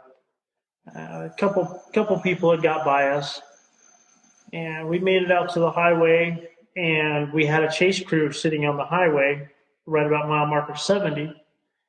And we made the call, let's get rid of the flat tire that we had on the truck and put a fresh one on. That way we have a complete set of tires ready to go again. Yep. And Toby just set to work, man. We set a pretty good pace and picked off one truck and another one and just throughout the whole day it was just nothing but dust. And do you guys drive into the night, or were you guys just daytime stint? Yeah, no, we were into the night about an hour and 15 minutes, maybe an hour and 20 minutes. And we finally ended up getting to where we were first on the road and first in class, right before Catavina, right when we came onto the highway, about 368, 369, right, somewhere in that area. And it was kind of a sigh of relief. We were trying to get it out front for the boys, you know what I mean, and to set them free, and we were able to do it, fortunately. And like I said, at 375, we handed the truck over to Elliot Watson and his Navi Mario, and they took it from there. So, yeah, Elliot did a pretty good job too, and Elliot's a fantastic driver as well. But you guys did run into a little bit of adversity throughout the middle of his section, right? In fact, it was online. It was kind of confusing to understand. So maybe give us a little bit of the backstory, but I'll at least preface it is the truck that you guys were in, somehow Elliot had a mistake or whatever happened, and the truck ended up rolling down kind of into like a wash or ravine that you guys couldn't get it out of. So give us a little bit of an understanding of what happened. Well, like I say, Elliot, they got into their section, and the beginning of their section was that tractor trail that everybody was talking about, Fred's tractor trail. And anyhow, he'd clipped the rock with the left front tire, and it kind of shoved the truck off the edge of the trail. And Elliott saved it. He was able to get it pointed downhill and stopped. And it was still on all its tires and everything. And they tried to get back on the course, and they couldn't get back on the course. The truck was stuck. And they got the tow straps out, and they stood there and tried to get some help. And finally, somebody stopped, hooked onto the tow strap, and fortunately, Elliott jumped in and buckled up, and had his helmet on and everything. And when the truck had tried to pull our truck, the Thunderstruck truck, out, it turned the truck sideways, broke the strap, and then the truck started to roll on its own. Oh, crap. And it was just on such a steep embankment that, like I say, Elliott did a great job. He got it straightened out, and he got it to where it was safe, but he couldn't get it out of that position. And like I say, when the truck moved a little bit, it kind of went sideways, and then it rolled into this big ravine. And like I say, it was 7. Dude, that's so gnarly. Yeah, even that was it. Tyler, a.k.a. Stanley, said that corner was brutal, so he could understand that too. Yeah, man, that's nuts. Sometimes, like Baja just does that, right? Like, you can't avoid stuff like that if it's just a matter of circumstance, I guess, right? But first of all, you guys still did a fantastic job. Congratulations. I mean, the whole team, they worked hard. But one thing that I saw that was pretty cool on your social media was that you and Toby got to give your young son, Tyler, a ride in a pre-runner. That's pretty cool. Yeah, my littlest, Tyler, he just turned, he's turning 9 here real soon. And our whole family lives in this Baja stuff. I'm out in the shop every day, and the kids are out here with me. And finally had the opportunity to take him down and experience a little bit of Baja and have some fun for a couple of days before pre-running and the real work began. And like I say, the last day before they left, Toby was able to fly in and get down into Ensenada. And we had probably 3 hours of daylight. And so let's go for a run real quick and just try to get some notes and do an initial shakedown on the truck. And like I say, Tyler was with us, so he jumped in, and it was fun. We had a blast. It was really neat for him to experience. That was super cool. Was he pretty pumped up about it? Yeah, he was excited. The section that we ran was really rough and tight. And from watching videos and just growing up and stuff, he's always experienced it. It's fast. Desert racing's fast and wide open and going. And he mentioned that he's like, wow, I didn't think it was this tight and this slow and this bumpy. Yeah, he thought it was just wide open. Correct. And there's, of course, there's the sections of, especially Baja, you're only doing 15, 20 miles an hour in spots. Yep. And you're lucky if you can make the turn. But then there's other spots you're doing 150 across the beach. So that's cool that he got to experience that, man. That's like a game changer, right? I mean, like, all of us as adults would love to go pre-running with a professional team, or even, sit in a passenger seat or whatever it is. And for him to get that opportunity at 9 years old is pretty fantastic, man. It must have just been smiles for days. I'm sure he's still talking about it today. Oh, for sure. It was, he loved it. And it was kind of like he just sat in the third seat and just kind of watched, and I was taking notes, and Toby was driving, and we were just doing our thing. And every once in a while I'd look back there, and he's just smiling, happy. And it's you don't know, a lot of people can't ride in pre-runners. Right. Yeah, I get sick. They start getting sick, motion sickness and this and that. And I told Tyler, just look out and look at the scenery and just keep your eyes forward. Don't look at what we're doing. Just look out and keep an eye on what's going on. And he did great. That's so cool, man. Well, my wife and daughter were in Ensenada out goofing around and shopping and having a good old time. So it was neat. That's perfect, man. And that's kind of the question I was going to end this little interview on, was this by asking, like, clearly the race didn't go as you guys wanted, and Baja got you guys this kind of time, but you're going to go back. I'm sure you'll conquer it sooner or later. But what was one of the funnest things, other than having Tyler with you in the pre-run, that you guys experienced while you were down in Mexico? God, it's hard to put it all into one. You know what I mean? It's really, Toby and I had a limited amount of time to do our pre-running. So we were up from daybreak to 9 o'clock, 10 o'clock every day, going hard, trying to get all of our notes. We had a bunch of good times there, but I would have to say during the race, just chasing people down on the run and driving through their dust and catching them and using the push to pass and things of that sort. That's the fun part about it, is actually catching people while they're on the run, and we're obviously on a little bit faster pace, so that's always a good time.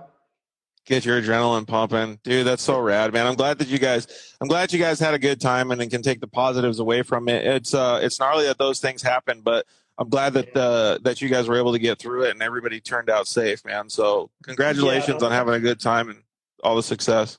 And that's like the main thing, I mean, we all got family to come home to, and we're all down there to have a good time. And the stress and the racing and the adrenaline gets people worked up and gets things happening. But in the end, it's all about a good time. Dude, 100%. Where did you get the best tacos at? We found this place in CD Constitution. I don't know if that's the way you pronounce it, but oh my God, dude, it puts El Trolero to shame. Oh, really? Oh my God, dude, it's so good. We hit Mama Espinosa's down there in El Rosario. Yep, that place. A couple times, and that never disappoints.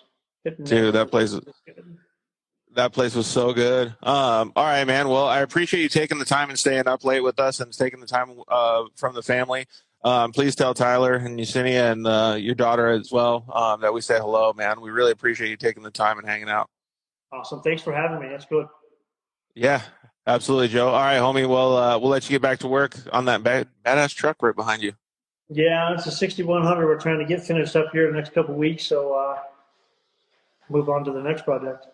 Dude, sweet. All right, Joe. We'll have some fun, dude. We really appreciate you coming on with us and hanging out, and I'm glad you guys are home safe. Right on, Georgie. Thank you. All right. We'll see you later, bud. Bye.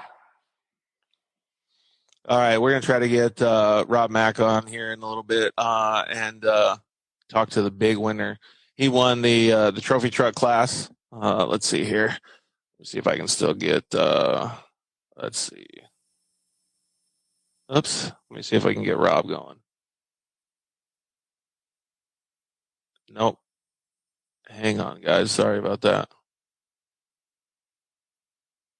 We'll get Rob on here and have a little bit of fun, man. They did a fantastic job. Rob actually won the Rob actually won the trophy truck class in the overall, the Baja 1000. So it'll be cool to get his understanding of what happened. There we go.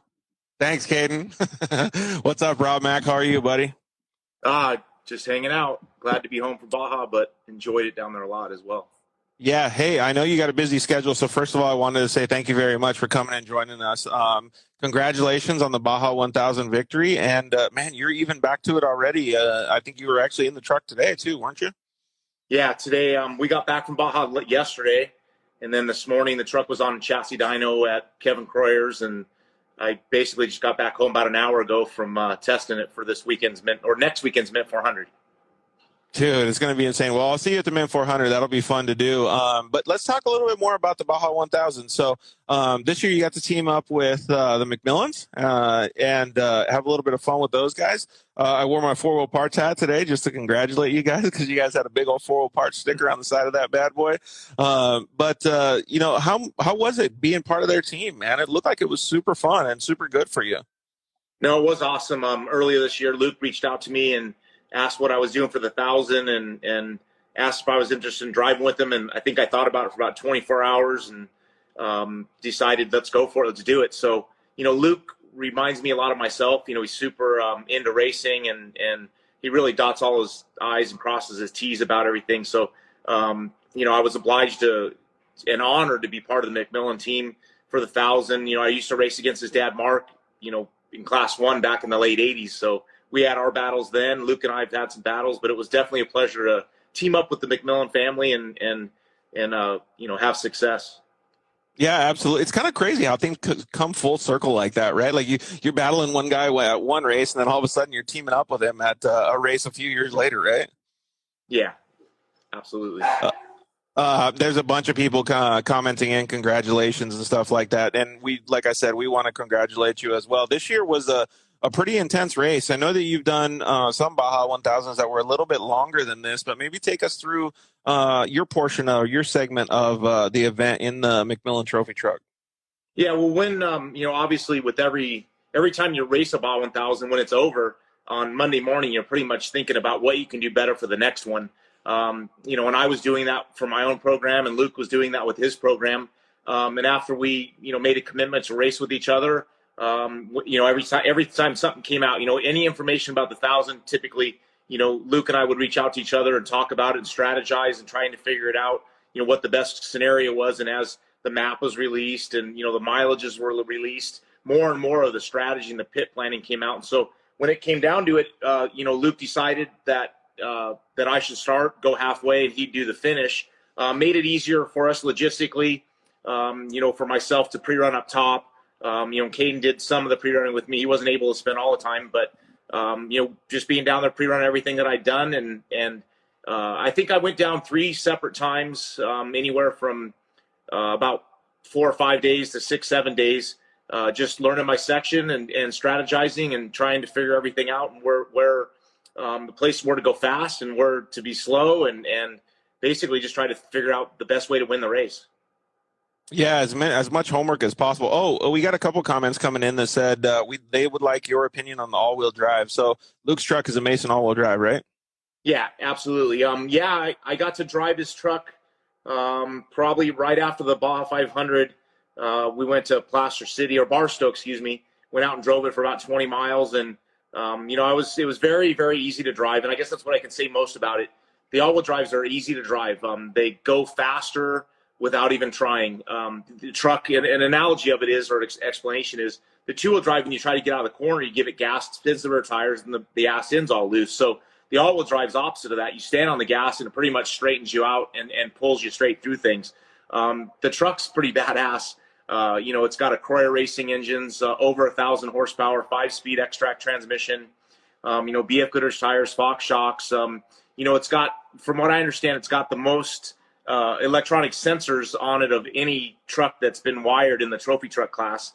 There's kind of little tricks here and there. The cruise control is pretty incredible how easy it works, and mainly, it's really a ton of fun to drive. But I had probably maybe 80 miles in it before the race. Felt pretty comfortable in it, but not completely comfortable.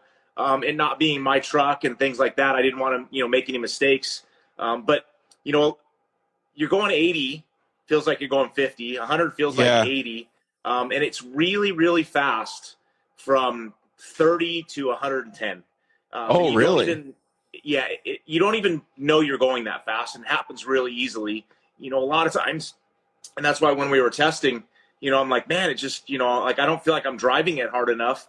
But Luke rode with me the very first time that I drove it, and he said, look at the speedometer and look how fast you're going. And it's like that, and also you really know how fast you're going when you try to slow down for a corner. In Barstow, when I drove it, basically I was driving the same place that I test my truck, and I could tell pretty quickly by trying to slow down, all my braking points were off, and I would go through the corner.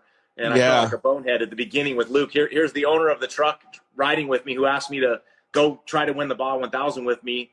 And, I'm blowing through the corners. But it took just a little bit of getting used to that and the speed.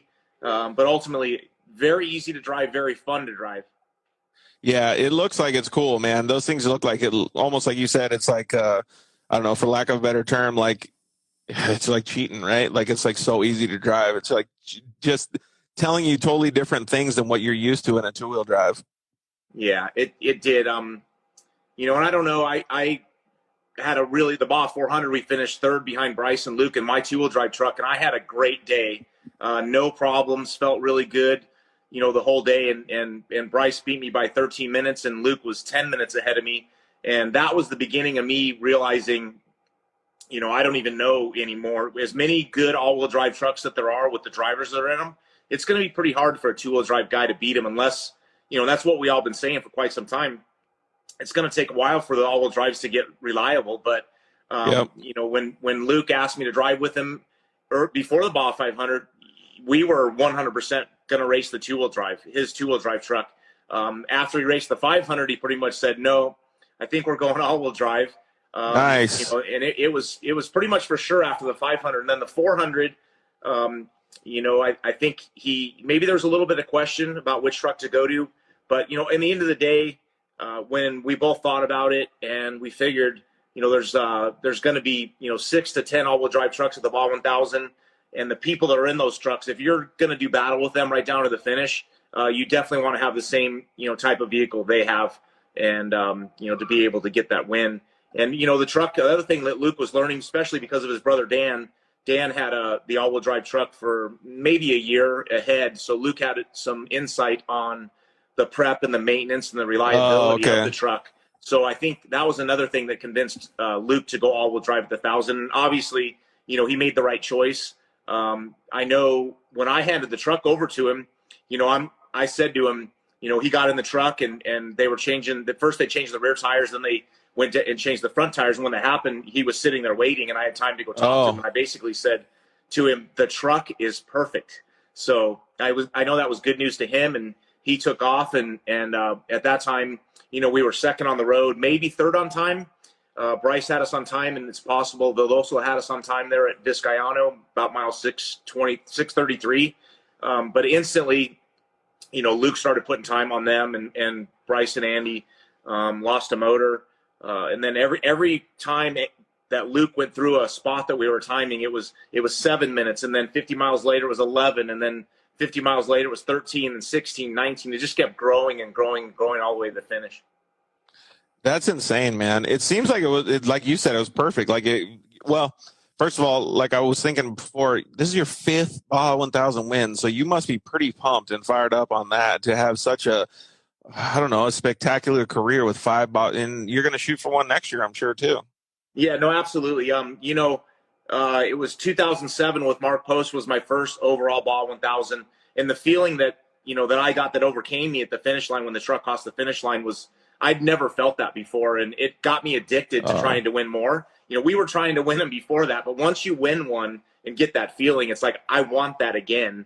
It took us until 14 to win again. That's the year that we raced with Jason Voss and Andy McMillan. 15 we won again with Andy, and then 16 with Jason. And then we struggled a little bit. We always had good results for finishing close on the podium. I think we finished on the podium every year except 17 and 19. And then last year in 2020, Luke and I went 1-2. So, I think, as many years I've raced the Baja 1000, you kind of figure out the recipe, what it takes. This Baja 1000, Bryce started first, I started second. And, the pace, Bryce said before, he goes, remember, we're just going pre-running. And I go, I know, we're just going to pre-run. So, the pace at the beginning it actually was quicker than I thought it should have been. And I hung with Bryce till about Valley to Trinidad. We went across the crossover road, and in my opinion, he probably picked up the pace a little bit, probably to get to his fuel pit and make sure I didn't get by him, or to get a gap, in case he got a flat tire or something.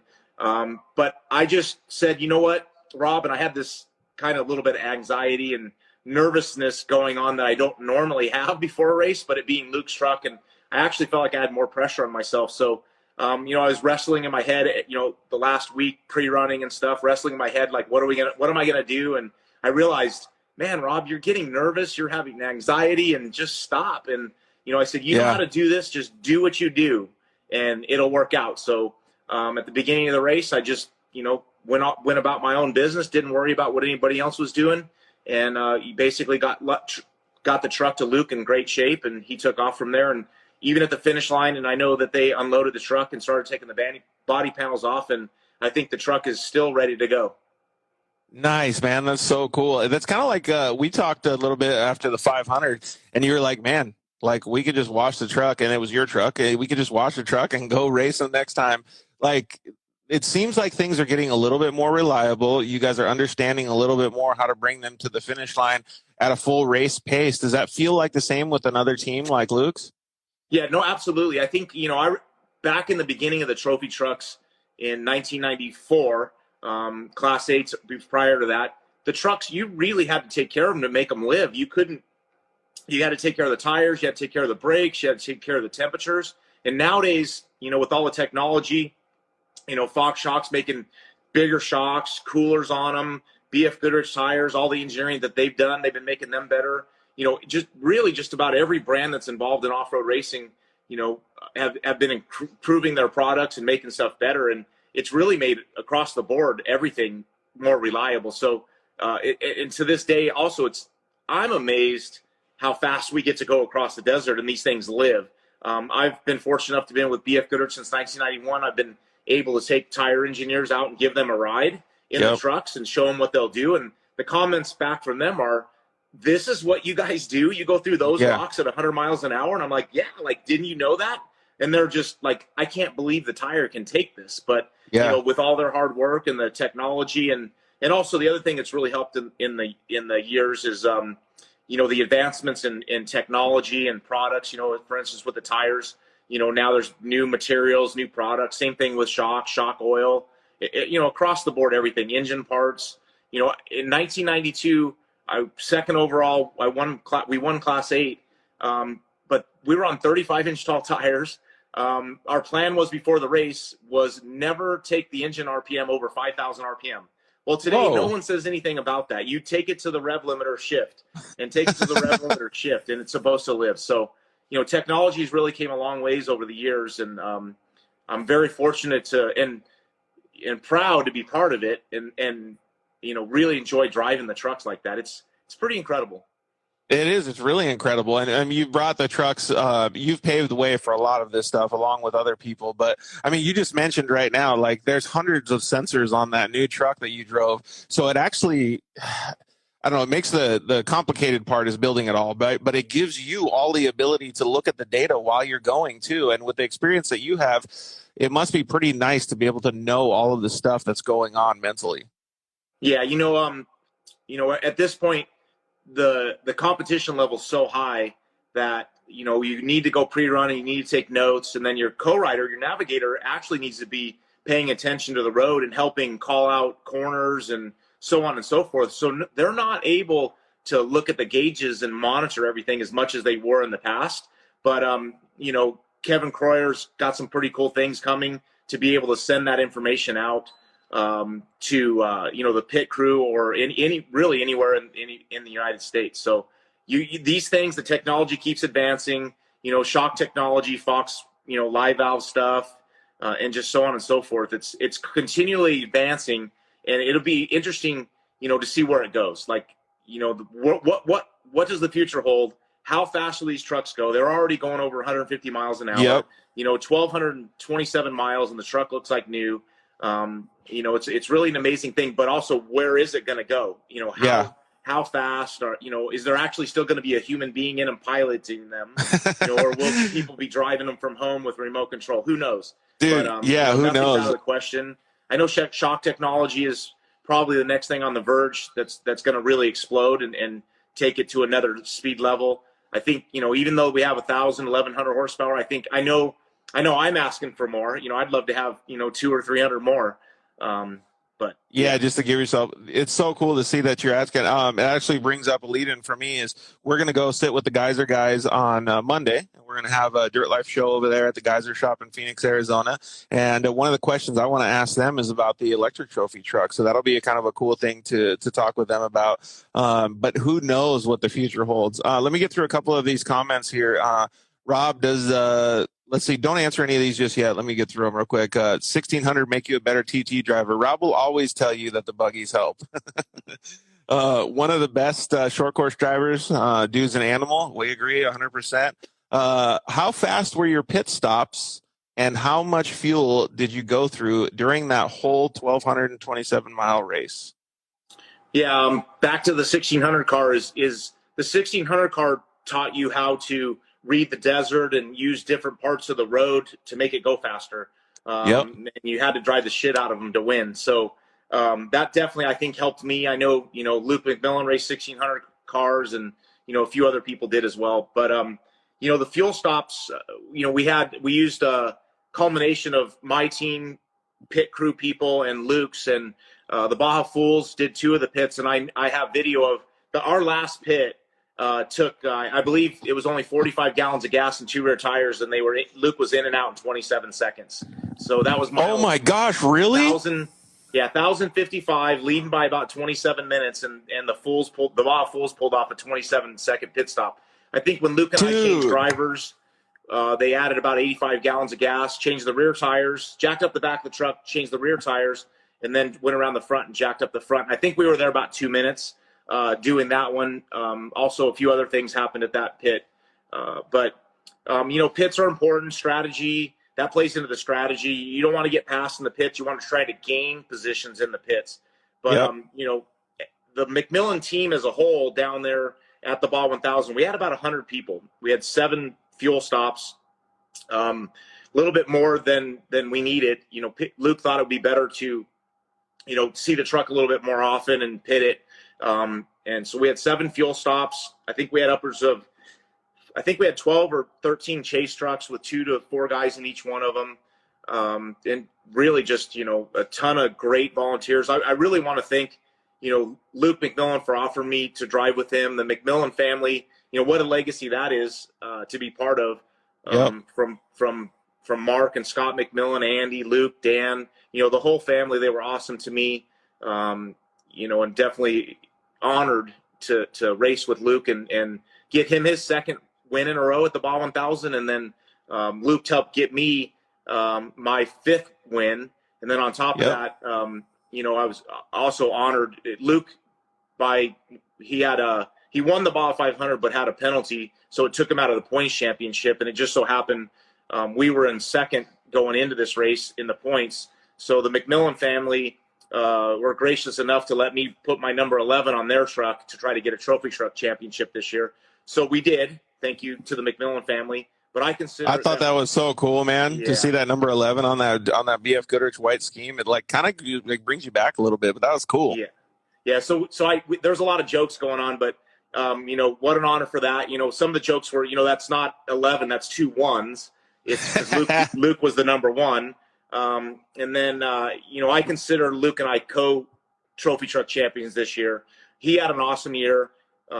He's had 11 podiums in a row. And that team has had 11 podiums in a row in trophy truck, excluding the Baja 500 where they got DQ'd, but they won that race. So it's been quite an incredible feat. We've been talking about it. We didn't do the research, but I would have to say that there's never been a trophy truck team that's finished on the podium 11 times in a row. Really? That's so cool, man. Isn't it crazy how those numbers all connect? I think about that stuff, aside from racing, all the time, man. It's neat to see that structure. But it's pretty cool because it goes to show how much effort that every single person around you is putting in to make that success happen, right? You can't ever discount those types of comments because it's all the people that are putting in the work to get those achievements. Yeah, it can't be done alone. It's always a team. And when I was young, and I know same with Luke, teaching our parents teaching us, surround yourself with successful people, want to strive and win as bad as you do. People like Kevin Croyer, the guys at BF Goodrich, Fox Shocks, a lot of these brands that are associated with us, they want to win as bad as we do. And at times they're pushing us. We're tired of testing and, we're done, but they come up with an idea and they keep pushing. Luke definitely has the drive. And I know he keeps racing. He's going to set some records on wins and so on and so forth, because with his demeanor towards off-road racing and to want to be successful, it's going to happen for him. And again, I can't thank him enough for allowing me to race with him. That's so cool, man. I like that you have respect and you're being humble about it, but you got to also obviously give yourself a bunch of credit too. So we only got 7 more minutes left here, but I wanted to also ask you, you've been so busy for the last portion of 2021. you're going to come up and race a Mint 400. Before you go out and do that, does driving a four-wheel drive trophy truck in the Baja 1000 change your mind on what you're going to do in the future? Does it give you any opportunity to think about maybe getting a four-wheel drive program put together? Well, I can tell you after, first time driving very close back-to-back was at the Baja 400. Qualified and then raced my truck on Saturday. And then Sunday I went out with Luke right back to where we qualified and drove his truck. And the first two things I did was I wanted to make sure I knew how that's a X-Track sequential transmission that you shift on the paddle on the steering wheel. And I wanted to make sure that I knew how to get it in reverse so I could back up. And the other thing I wanted to use a speed limiter. So once I learned those things and felt comfortable and I wasn't going to make a mistake, get it stuck in gear or anything like that, I took off and went around the qualifying loop. And as soon as I hit the gas and went through the first straightaway that we had qualified on, I was like, wow, like, no wonder why I got beat by 13 to Bryce and 10 to Luke. But yeah, the all-wheel drives, the savior for me always was saying that, those guys, they're going to break. They may get one here and one there, but the two-wheel drives are going to be more consistent and we're going to be there more often. Therefore, it's going to take some time. But it's proven that that's not the case. Right now, with all the Mason trucks that are out there, and the teams that have them and the development that's happening, I see the trend that, all-wheel drive is probably going to just about start winning every race, especially in the Score Series. There's enough of them. I don't know. Best in Desert up to this point hasn't had too many of those all-wheel drive trucks running them. But if you get, more than 5 with the names that are in them, I think it's going to be hard for a two-wheel drive to beat them again. My truck that I have doesn't have a big block in it. So, I mean, if you put a big block in mine, I'd have 200 more horsepower, and it definitely help. But, I think more times than not, when you're at the end of the battle, the end of the race, and you got to go do battle, you want to be in an all-wheel drive truck. So for my future, I'm not sure. I mean, I definitely, haven't put an order in or anything like that. But if I was ready to pull the trigger right now, I think that's the way you'd have to go. If you want to be, be able to win any race you're entering, I think, all-wheel drive is definitely where you're going to be. You need to. They're just so expensive, man. Mike Emerson commented in here, 613 gallons of VP fuel for them to finish the race, 12 drums basically. Wow, that's insane, right? Yeah, it's again, all the 7 pits. They basically carry down, we pitting 2 trucks. So both Dan and Luke, carrying, basically they're carrying 4 drums of fuel to every pit. So yeah, I don't know. I know Mike, from VP Fuel, probably knows the exact amount of fuel that we used, but I haven't heard back. But anyways, yeah, definitely burn a lot of fuel. Dude, it's crazy. So Caden's actually making fun on in some of these comments here. Hey, he said a Razor is all-wheel drive. Just saying. I see those racers beating that Class 10 car, but I don't see him nowhere near a trophy truck yet. But someday, and I'm a Razor guy as well. Caden's races RS1 and works, and I'm impressed by how fast, how reliable, and for the cost of a Polaris Razor. We've got a couple 4-seaters, and we have a ball with them, and the maintenance. I feel like I've more than got my money out of them, and I've even been pre-running a couple times with them in Baja, and I know that new Pro R looks. When I was talking to Wayne Matlock earlier before they came out, and I was trying to get information out of him what they are, and he was giving me little things here, little things there, and at the end of the conversation, I go, man, sounds like I want one of those for a pre-runner, and they'd be a great pre-runner. So from what I've seen of them, let alone good toy to have, I think, pre-running and even race cars, it'll be interesting to see what happens in the future of the UTV class. And they keep getting bigger motors, they might be contending for overall. Yeah, I agree. Well, we got 2 minutes left, but and Jeff Proctor is going to come on. So, Jeff, if you're watching, hang on. There's one last question that we want to ask. And, again, congratulations, man. 5 times Baja 1000 champion is a phenomenal feat. I really congratulate you on that. But people are asking, will the tire size get larger in the future? 42, 44? Yeah, so, no, I think they will. Actually, I've been pushing for a bigger tire. BF already built a 42 1350 20 about probably 5 years ago or more. I think it was a little bit ahead of its time. I don't think the drivetrain was up to snuff yet, but now I think it is. I think the all-wheel drives could use more brakes, so I am pushing for a 4220. Would be pretty cool. Get a little bit bigger brake package, and as time has gone on, like when I started racing, we were on a 35 12 50 15, and now we're on a 40. So I would definitely think with progress that you're going to see bigger tires in the future. Dang, that's so crazy to even think about, man. All right, so I asked everybody else the same question. Aside from the race, winning the 2021 1,227-mile Baja 1000, what was your favorite part of going down there this year? It's really just all the scenery, the sunsets, the sunrise. I'm excited to wake up, before the sun comes up and go sit wherever I'm at, whether I'm in Bay of LA or Catavina, sunsets over on, San Quintin side. Just the scenery, the cactus, you can see the pictures on social media, but, the sun setting and then, it's completely dark and you see the cactuses, but you just see the outline of them. You can't see what color they are, but just incredible things like that. The food, the people, I've been going down there a lot of years and seeing the same, little kid, the parents saying, "Hey, could you hold our son, take a picture with him?" And then, this happened. This is a true story.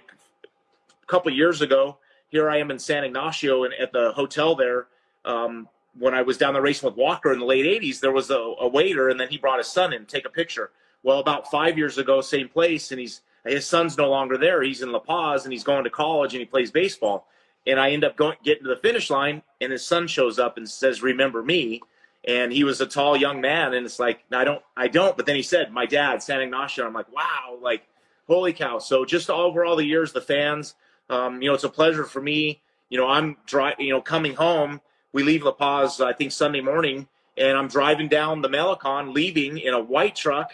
And, I hear people on the side going, "Hey, Rob Mack," so, with all the years racing down there, quite a few people down there know who I'm at, who I am. Dude, that is so awesome. Rad, man. Well, Jeff Proctor's just on with us right now. Rob, you did a fantastic job, buddy.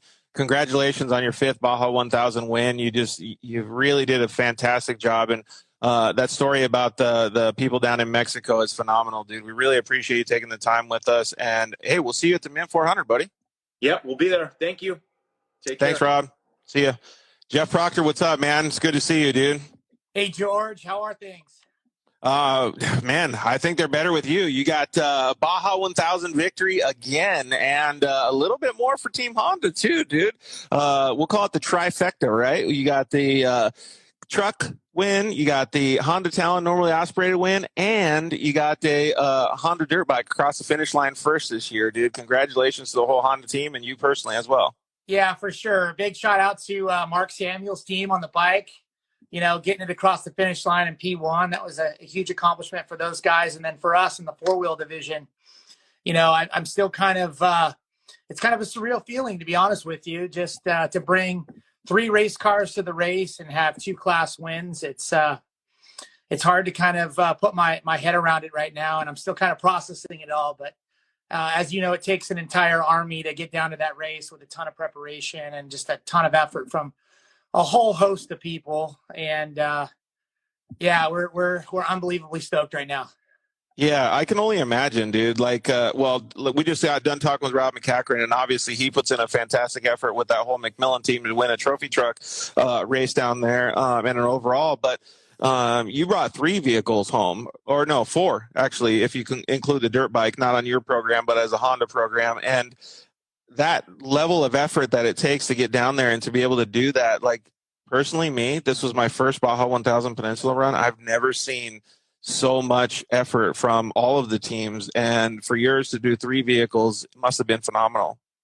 Yeah, when you step back, I'm still kind of in recovery mode, and I hope to be the rest of this week, kind of just processing it all and trying to recharge a little bit. But, it's a solid 90-day effort at minimum. Yeah. Kind of planning all year for the race, but really crash course of 90 days to get the team ready to get down there for all 3 of our cars. And, from logistics and fuel strategy and chase truck strategy and chase truck fuel strategy and, just everything that goes into our pit books. And, we had so much help from RPM Muffler and Pat Daly's crew and Evan Weller's crew, just everybody that comes together to help get these 3 Honda 4-wheel vehicles across the finish line. It's really incredible the amount of logistics that go in.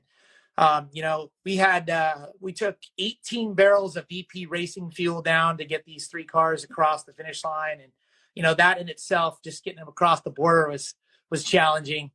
In addition to having, you have 4 drivers and navigators per car. So that puts you at 24 drivers and navigators that you're managing on top of the chase crews. So, overall, it's quite the feat to get a team down there, not to mention get across the finish line. And then on top of that, to bring a Honda 2-class wins, we're super pumped. Yeah, exactly. Ricky Brabeck, your Honda teammate, just joined us as well. So, man, just to think about, you got 2 victories. Just to think about the level of 1 victory. So you must have been pumped when you crossed the finish line. You're like, dude, yes, we did it, guys. And you had Alexander Rossi join you in the driver's seat for a portion of the race, and obviously you had Evan Weller, who was co-driving for Alexander. Yeah, so the way we worked it is my full-time navigator and prep guy, Evan Weller, total stud. He's been with me for almost 5 seasons now. And we decided to have him also navigate for Alexander Rossi. So oh, wow. I did the first section. Evan and I hopped out of the truck. Richard from RPM and Sachin got in. They took it to Alexander Rossi and Vizcaino. And then that gave Evan a break in the middle window. And then he got back in the truck with Alex in Vizcaino and took it to Laredo. So, got it. Alex, had what I believe is one of the best navigators in the business with Evan Weller. And I was happy to share my navigator with him and get him through his section. That's pretty rad, man. It's so cool to see all the teamwork here. And so you had obviously a lot of people chasing all of the different vehicles that you had down there. You had 2 side-by-sides in the normally aspirated class and then the truck. How did you even logistically plan that strategy? Because the side-by-sides are obviously quite a bit further behind. Yeah, it's a great question. So the race truck had a chase crew and team, not a crew, but a definitely had their own strategy. The race truck did, and then the Talons had their own race strategy as well. And then each Talon had their own fuel strategy. So we had 2 different race strategies. We had a Ridgeline race strategy, we had a Talon race strategy, and then each of the 3 vehicles had their own fuel plan. So if a Talon fell behind or one vehicle fell behind, they were still getting fuel at all our stops. The team actually managed all of our fuel stops with help from, the Seislip family, the Hanna family, and of course, my team as well. So it's definitely a big Honda army that we have to assemble to get everybody together. And it's, I'm super appreciative for everyone that comes out and helps. I mean, this is a unique sport. We have a lot of volunteers, as you know, and we had at least 60 crew members on the team this year, and 90% of them are volunteer, and we just can't do this race without those volunteers and everybody that comes along to help. And that's a lot of red shirts scattered along the Mexican peninsula, right? At times it felt like herding cats, but honestly, our guys were on point all day. Didn't miss a single pit stop. Hitting all their marks in the pits, and to link. I always say, it's one thing to get to the finish line of the Baja 1000, but to link all 9 pit stops together, successfully and win your class is kind of a whole nother ball game. And just grateful to all of our crew that came out and supported us in the pits. Yeah, exactly. Dude, it's so neat to even think about it, man. It gives you a whole another perspective. So each individual team has their own focus, right? So I was with Craig Scanlon and his 4-wheel parts team. We were down. Oh, Sharky said to tell you hello as well. What's up, Sharky?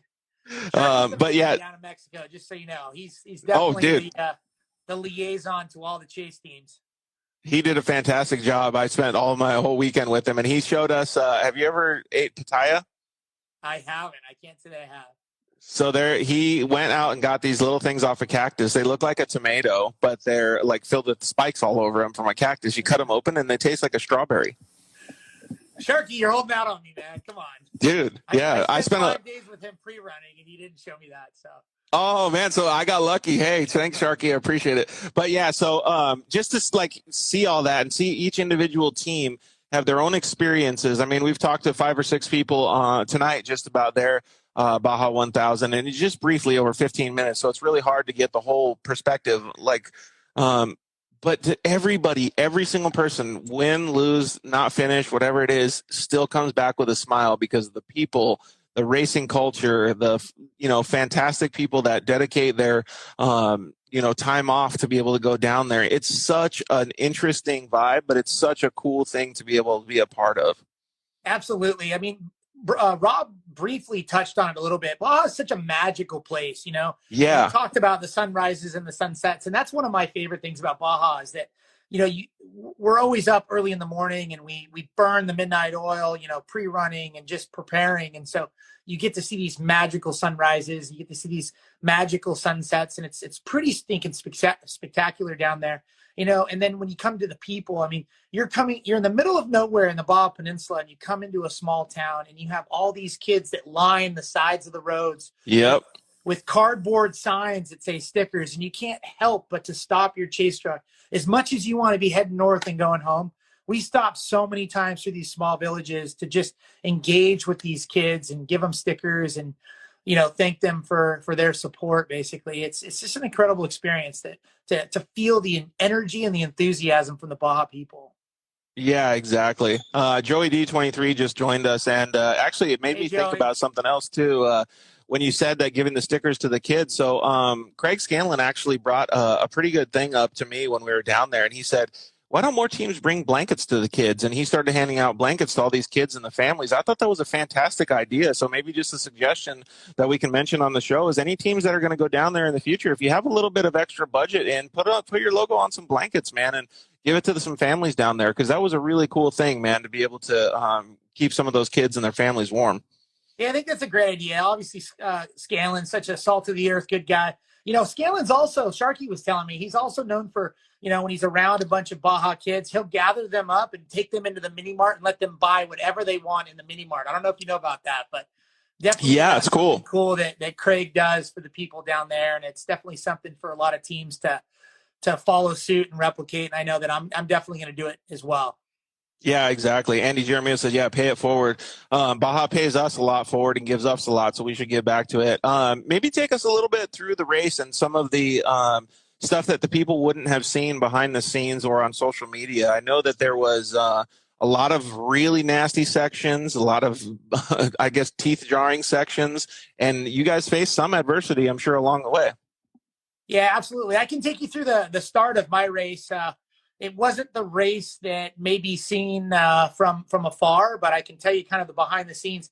It was a tough race for me personally. It was one of those races where even though we got the win, I never really found my groove in my section, and something was always kind of throwing off the groove that we were trying to find. But we started out the race, and obviously we start behind the 10 cars, and we were working our way through 10-car traffic and made it to Valley T. And all of a sudden, our truck starts bellowing out red smoke, or not red smoke, white smoke out of the exhaust pipes out the sides. And it's like, holy crap, we're 100 miles into the race and we're losing a motor. This can't be. This is the Baja 1000. And, so Evan and I pulled over, and he made a quick assessment, but our oil pressure was high, and we had to, kind of forge forward onto the crossover road at our pit at 155. And, to make a long story short, oil pressure seemed to stay high, which means we weren't necessarily losing a motor, but we couldn't figure out why we were burning off so much oil. And we get to the pit, and it turns out we'd lost a scavenge pump belt, and our oil pump wasn't working, and so we were just burning it all off through the turbo. So we ended up getting the belt finished and rectified the situation and kept going. Lost a little bit of time, but kept soldiering on. And then along the coast, we come into the silt bed, and we had this great line around the outside around the silt bed. And we go to dip down to hit the VCP, and you got to dip into the tail end of the silt and then head up this little embankment. There's all these photographers up there trying to get you through the silt bed. And all of a sudden, we dip down, and we lose an alternator belt, and from hitting the silt so hard. So we had to pull over and fix that. So we had kind of some challenges with our belts early on, and Evan made quick work of that. And So we got, some guys got past us. We had to fight back to get past those guys again. Anyway, we ended up passing the same group of guys 3 times in 350 miles. Oh, That's not an ideal stint, to be honest with you. But if there's oh anything my I God, know so about much Baja, dust. is you've got to keep your head down and keep forging forward and stick to your plan. And it can be emotional at times. You get the highs and the lows. And, we just kind of kept our head down, and we started heading into the hills outside of San Quintin as the sun was setting, and it became like follow the leader, and it was just blinding dust, no visibility, follow the leader up through the hills. That's not fun at all to kind of find your groove. You're kind of in survival mode. And then in that final 50, going into race mile 350, just north of Catavina, gnarly silt beds. We did our homework on the pre-run, had some really, really good lines there. And one of our lines in a silt bed was far out left, and we had this really great line out left. And I remember going through that section and looking off to the right, and there's just a graveyard of silt off to the right. Of you could see lights of race cars that were stuck. And we thought we were in P2 at that point with Dan Chamley in the lead, Class 7 champion. We pull into our pit. Richard Glascheck got in, and Evan and I got out. And then all of a sudden, 7 minutes later, as we're packing up our pit, Chamley goes by. So we must have passed him in the silt somewhere with a good pre-running line. And so we delivered the truck in P1 with a small lead. And, from then on, the guys, we had a plan, and Richard from RPM Muffler executed his stint perfectly, passed the truck and grew the lead, passed the truck off to Alexander Rossi and Vizcaíno. He grew the lead. And then ultimately Steve Henschfeld, as you know, he's actually a 13-time Baja champion now. Nice. Steve Henschfeld was our anchor leg and, brought the truck to the finish line for us. And so, yeah, aside from my 350 eventful miles, the rest of the guys on the team really just kind of followed our strategy the whole time and just clicked off miles and was conservative and got it to the finish line. And, we couldn't be more happier, with the Peninsula win and bringing home Honda Ridgeline's 3rd Baja 1000 win in 7 years. Dude, that's so cool, man. That's just when you say that and I hear all the drivers and stuff, I think about how much work and what all the chase truck and everybody's doing on the sidelines. To get a little bit off subject here, Alex MTZA, I don't know who that is, but he said, please talk about my truck, Jeff. My son would like to listen. His Mitsubishi truck is what he said. So you must have helped him or something, huh?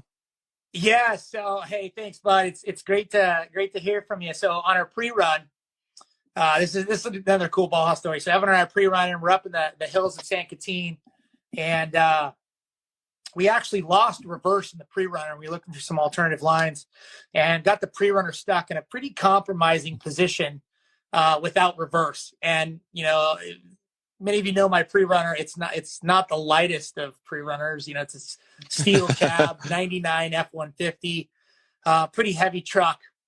And we were stuck and dead in the water. We were going to be for a while. And, our friend comes along in his all-wheel drive Mitsubishi truck heading up to the mine up in the canyon and offers to help us. And he spent a solid 30 minutes with his, small to mid-size all-wheel drive Mitsubishi truck, pulling us out. And if it wasn't for him, Evan and I definitely would have been camping up that canyon that night. And nice, man. The beauty of Baja, everybody's just so eager to help, and it's just one big family out there. And I know if we came across somebody that needed help, we definitely return that favor as well. And they didn't want anything for it. We offered to help them with so many things, and they're just like, no, we're happy to help. And they gave us Coca-Cola and offered us beer, and they went on their way. So dude, look at that. So and I can't thank the people of Baja just for loving the sport and supporting us. Yeah, exactly. Well, so Alex, thank you. And thank your son too, because he wanted to hear about that story. That's pretty cool that you guys helped him, man. It's just that allure of Baja, man. Everybody is so helpful. Like I came home and I was so tired, like, cause we just gunned it home. Right. And didn't get any rest or anything. And I'm still smoked. I know you're smoked. Like everybody's got stuff to do, but, I can't stop smiling, dude. Yeah. The allure of Baja, I mean, that's what keeps coming, bringing you back every year is that it's just such a magical place. The energy down there from the people just really is motivating. And it's really the best place to race off-road in the world. There's no doubt about it. There's some great American races, but there's nothing that beats racing down in Baja. Yeah, exactly. All right, and then so let's quickly go over your pro driver, Elias Hanna. He won in the normally aspirated UTV class, and Are we talking talons now? Yeah, let's talk talons. How about that? Oh, there you go. All right, cool. That's a nice looking hat, man. So let's talk talons. Two different divisions of American Honda. So this is Power Sports. The Ridgeline represents the auto division, so I have to be careful from a PR standpoint. Oh, okay, good. Well, I'm glad that you're representing your sponsors properly, dude. So that's awesome. So if anybody else has any sponsorship questions for Jeff, I'm sure he can give you the really detailed information, like switching hats during the middle of the interview. But no, yeah, let's talk talents a little bit. So Elias Hanna came across the line first in the normally aspirated class. I think that's the first large Baja victory for the Talon, right? Last year, Elliott Watson won driving a factory Talon for us in the unlimited class. Okay. But so essentially the Talon's back-to-back Baja champs in two different classes. But, at the end of the day, we're stoked for Elias. A cool backstory to that. When I brought on Elias at the end of last year to race for us this season, I came to him and I just said, I'm looking for a Baja specialist. And I had my sights set on him because he knows the Baja Peninsula so well. And, yep. It's really his backyard. He's got a race shop down there, although he lives in San Diego. And I really felt like he would be the guy to, bring us that naturally aspirated win. And that's kind of the backstory to bringing on Elias. And it just feels so good for us to be able to bring home that win. And, we had that plan going in, and Elias being able to perfectly execute that plan all along. And it just, it's definitely a sweet victory for all of us here at the Proctor Racing Group and American Honda and the Talon. Yeah, and did you guys do a little team debrief afterwards, and you get a little bit of understanding how the Talon guys, both Zach and Elias, did coming down through their race? Like maybe you could give us a little bit of detail on it, or you guys have not done that debrief yet? No, definitely. We're a big team for debriefs. That's important for us to, as a team owner to understand, the needs of the driver, understand how equipment's holding up, all those types of things. Unfortunately, Zach was running strong. He passed it off to Kelton Glascheck. And, and unfortunately it was a racing incident, but, Kelton had a little bit of an issue and, a small crash that put us back pretty significantly, about 4 hours down from that crash, blew out a steering rack and, wiped out the front arms. Our crew led by Dylan Keynes got in there and within 4 hours pulled out the front diff, replaced the steering rack, tidied up the front arms and got Zach moving. Zach, that happened at about 470 and Zach was moving at a decent pace after that until about 900 when ultimately he succumbed to the injuries from the crash where we had some weak front arms that had some hairline cracks and ultimately it failed. So, really bummed for Zach. He put a lot of effort in this race. He's been a great driver for us all year and that race didn't work out from him. So bummed for him. But then you have Elias Hanna came out and did exactly what he planned to do. Pre-ran a ton, put in his homework. Yep. Knows the Baja terrain. He's got a phenomenal Mexican crew behind him that helped supplement what we were doing and perfectly executed race. He ran up front early on and was able to maintain that lead most of the race. He had a lot. Yeah, we saw kind of a little bit of leapfrog back and forth there for a little while, and then he kind of stretched it out. Yeah, it's no secret that the Pro NA class is ultra competitive. And, you've got guys like Caden Wells and his Razor and Kristen Matlock that, they're always the threat and they're always going to be there at the finish line for us. And it was no secret that this race that, those are the guys that we were focused on and we needed to get past them and try to put a little bit of a gap. And, there was some leapfrog early in the race. And then as the race went on, Elias was able to kind of extend that lead once we got to Laredo. And when we got into Laredo, we noticed that his upper wishbones were starting to crack a little bit. And we didn't want to take that risk of them failing. So we swapped out his upper wishbones in Laredo. But other than that, his talon was perfect. And, he finished under full power. The car looks perfect. I was looking at it in the race shop today. The car looks perfect right now. It could go run another 1,000 miles. And just can't say enough good things about this talon. It's here to stay. I know direct drive, dual clutch, DCT is really the wave of the future in side-by-sides. Sorry for you belt guys out there, but this transmission is a game changer. You guys have been doing pretty good, and in such a short-lived program. You guys have been around for a few years now, but you guys have been really making a name for yourself. So it's cool to see that. And I was just looking at some of the results sheet. It looks like Elias actually pulled a pretty big gap. I don't know, 45, 50 minutes towards the end there. And Caden Wells is no slouch, dude. That guy can wheel a vehicle, man. He can really do well. So obviously, congratulations to him for getting second as well. But it's awesome to see that you guys had such success. Yeah, a ton of respect for Caden Wells. He's definitely always a threat there in that NA class, and he's definitely he's a friend of mine, and I keep a close watch on him for obvious reasons. But he's definitely a threat at all those races, and just happy for Elias Hanna and this entire Honda team to get this talent a win. Dude, 100%. So I asked all the other drivers and participants of the Baja 1000 this year what their favorite part of going down to Baja this year was, aside from racing. What was yours? Oh, I kind of have to side with Rob Mack. It's Baja's a magical place when you take in the scenery and the sunrises and the sunsets. I think if you look at my phone, you've got all race cars, and then you have landscape pictures. Oh, dude, same here. And so the landscape pictures, I need to share more of them, but it's pretty spectacular with the sun rising over the Sea of Cortez or the Pacific Ocean, with the silhouette of the saguaro or the what's that other kind of cactus that's in the Dr. Seuss books. And they got palm trees, the whole deal, right? Yeah, we got to call Sharky up, man. I couldn't agree with you. Definitely love that. And then, of course, a close second is just the energy of the Baja people. They just absolutely love this sport, and it definitely fuels our fire to continue to keep racing down there because they're so passionate about it. Dude, I couldn't agree with you more, man. It's so rad to see. Like, some of these pictures, dude, I'll never forget, man. It's so cool to have all that stuff come from, like I said, everybody came home with a smile, even though we're all just hosed right now, dude. Like, it's awesome. Well, thank you very much, dude. I really appreciate you taking the time to hang out with us. There's a lot of people that maybe you could just mention a few of the people that helped out to get you to the victory down there. Gosh, I mean, obviously it goes without saying, American Honda, huge supporters of this four-wheel Honda effort. American Power Sport or Honda Power Sports with the Talon, the Auto Division with the Ridgeline.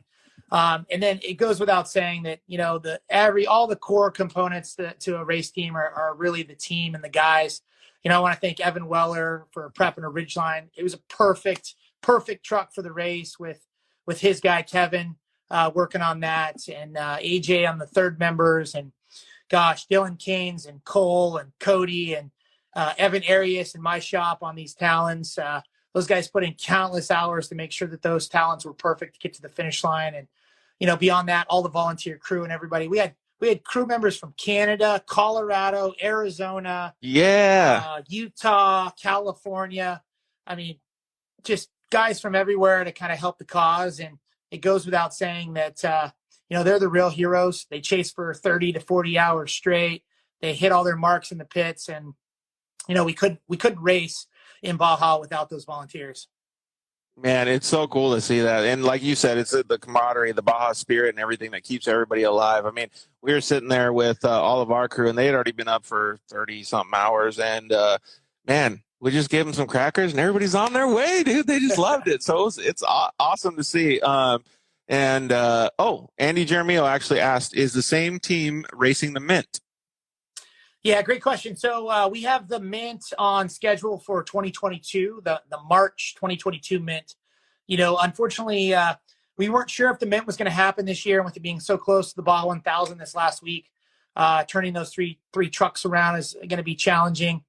The other thing that I think is important for us is after my crew spends, over a week down in Mexico, they're pretty smoked. And so I give them the entire week off for Thanksgiving to be with their families. And so I think it'd be kind of cruel to expect them to prep race cars and make the Mint this year.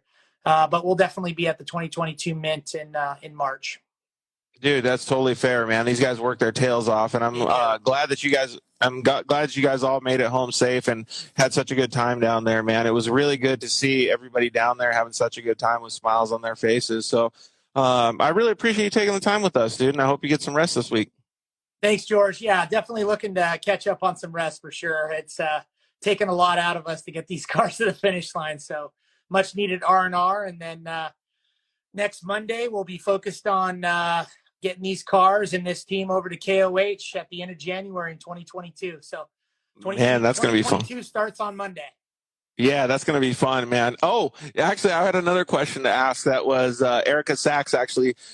We had a joke going back and forth. What was the first thing you ate when you come back to the United States? Oh, that's an easy one. All my guys know.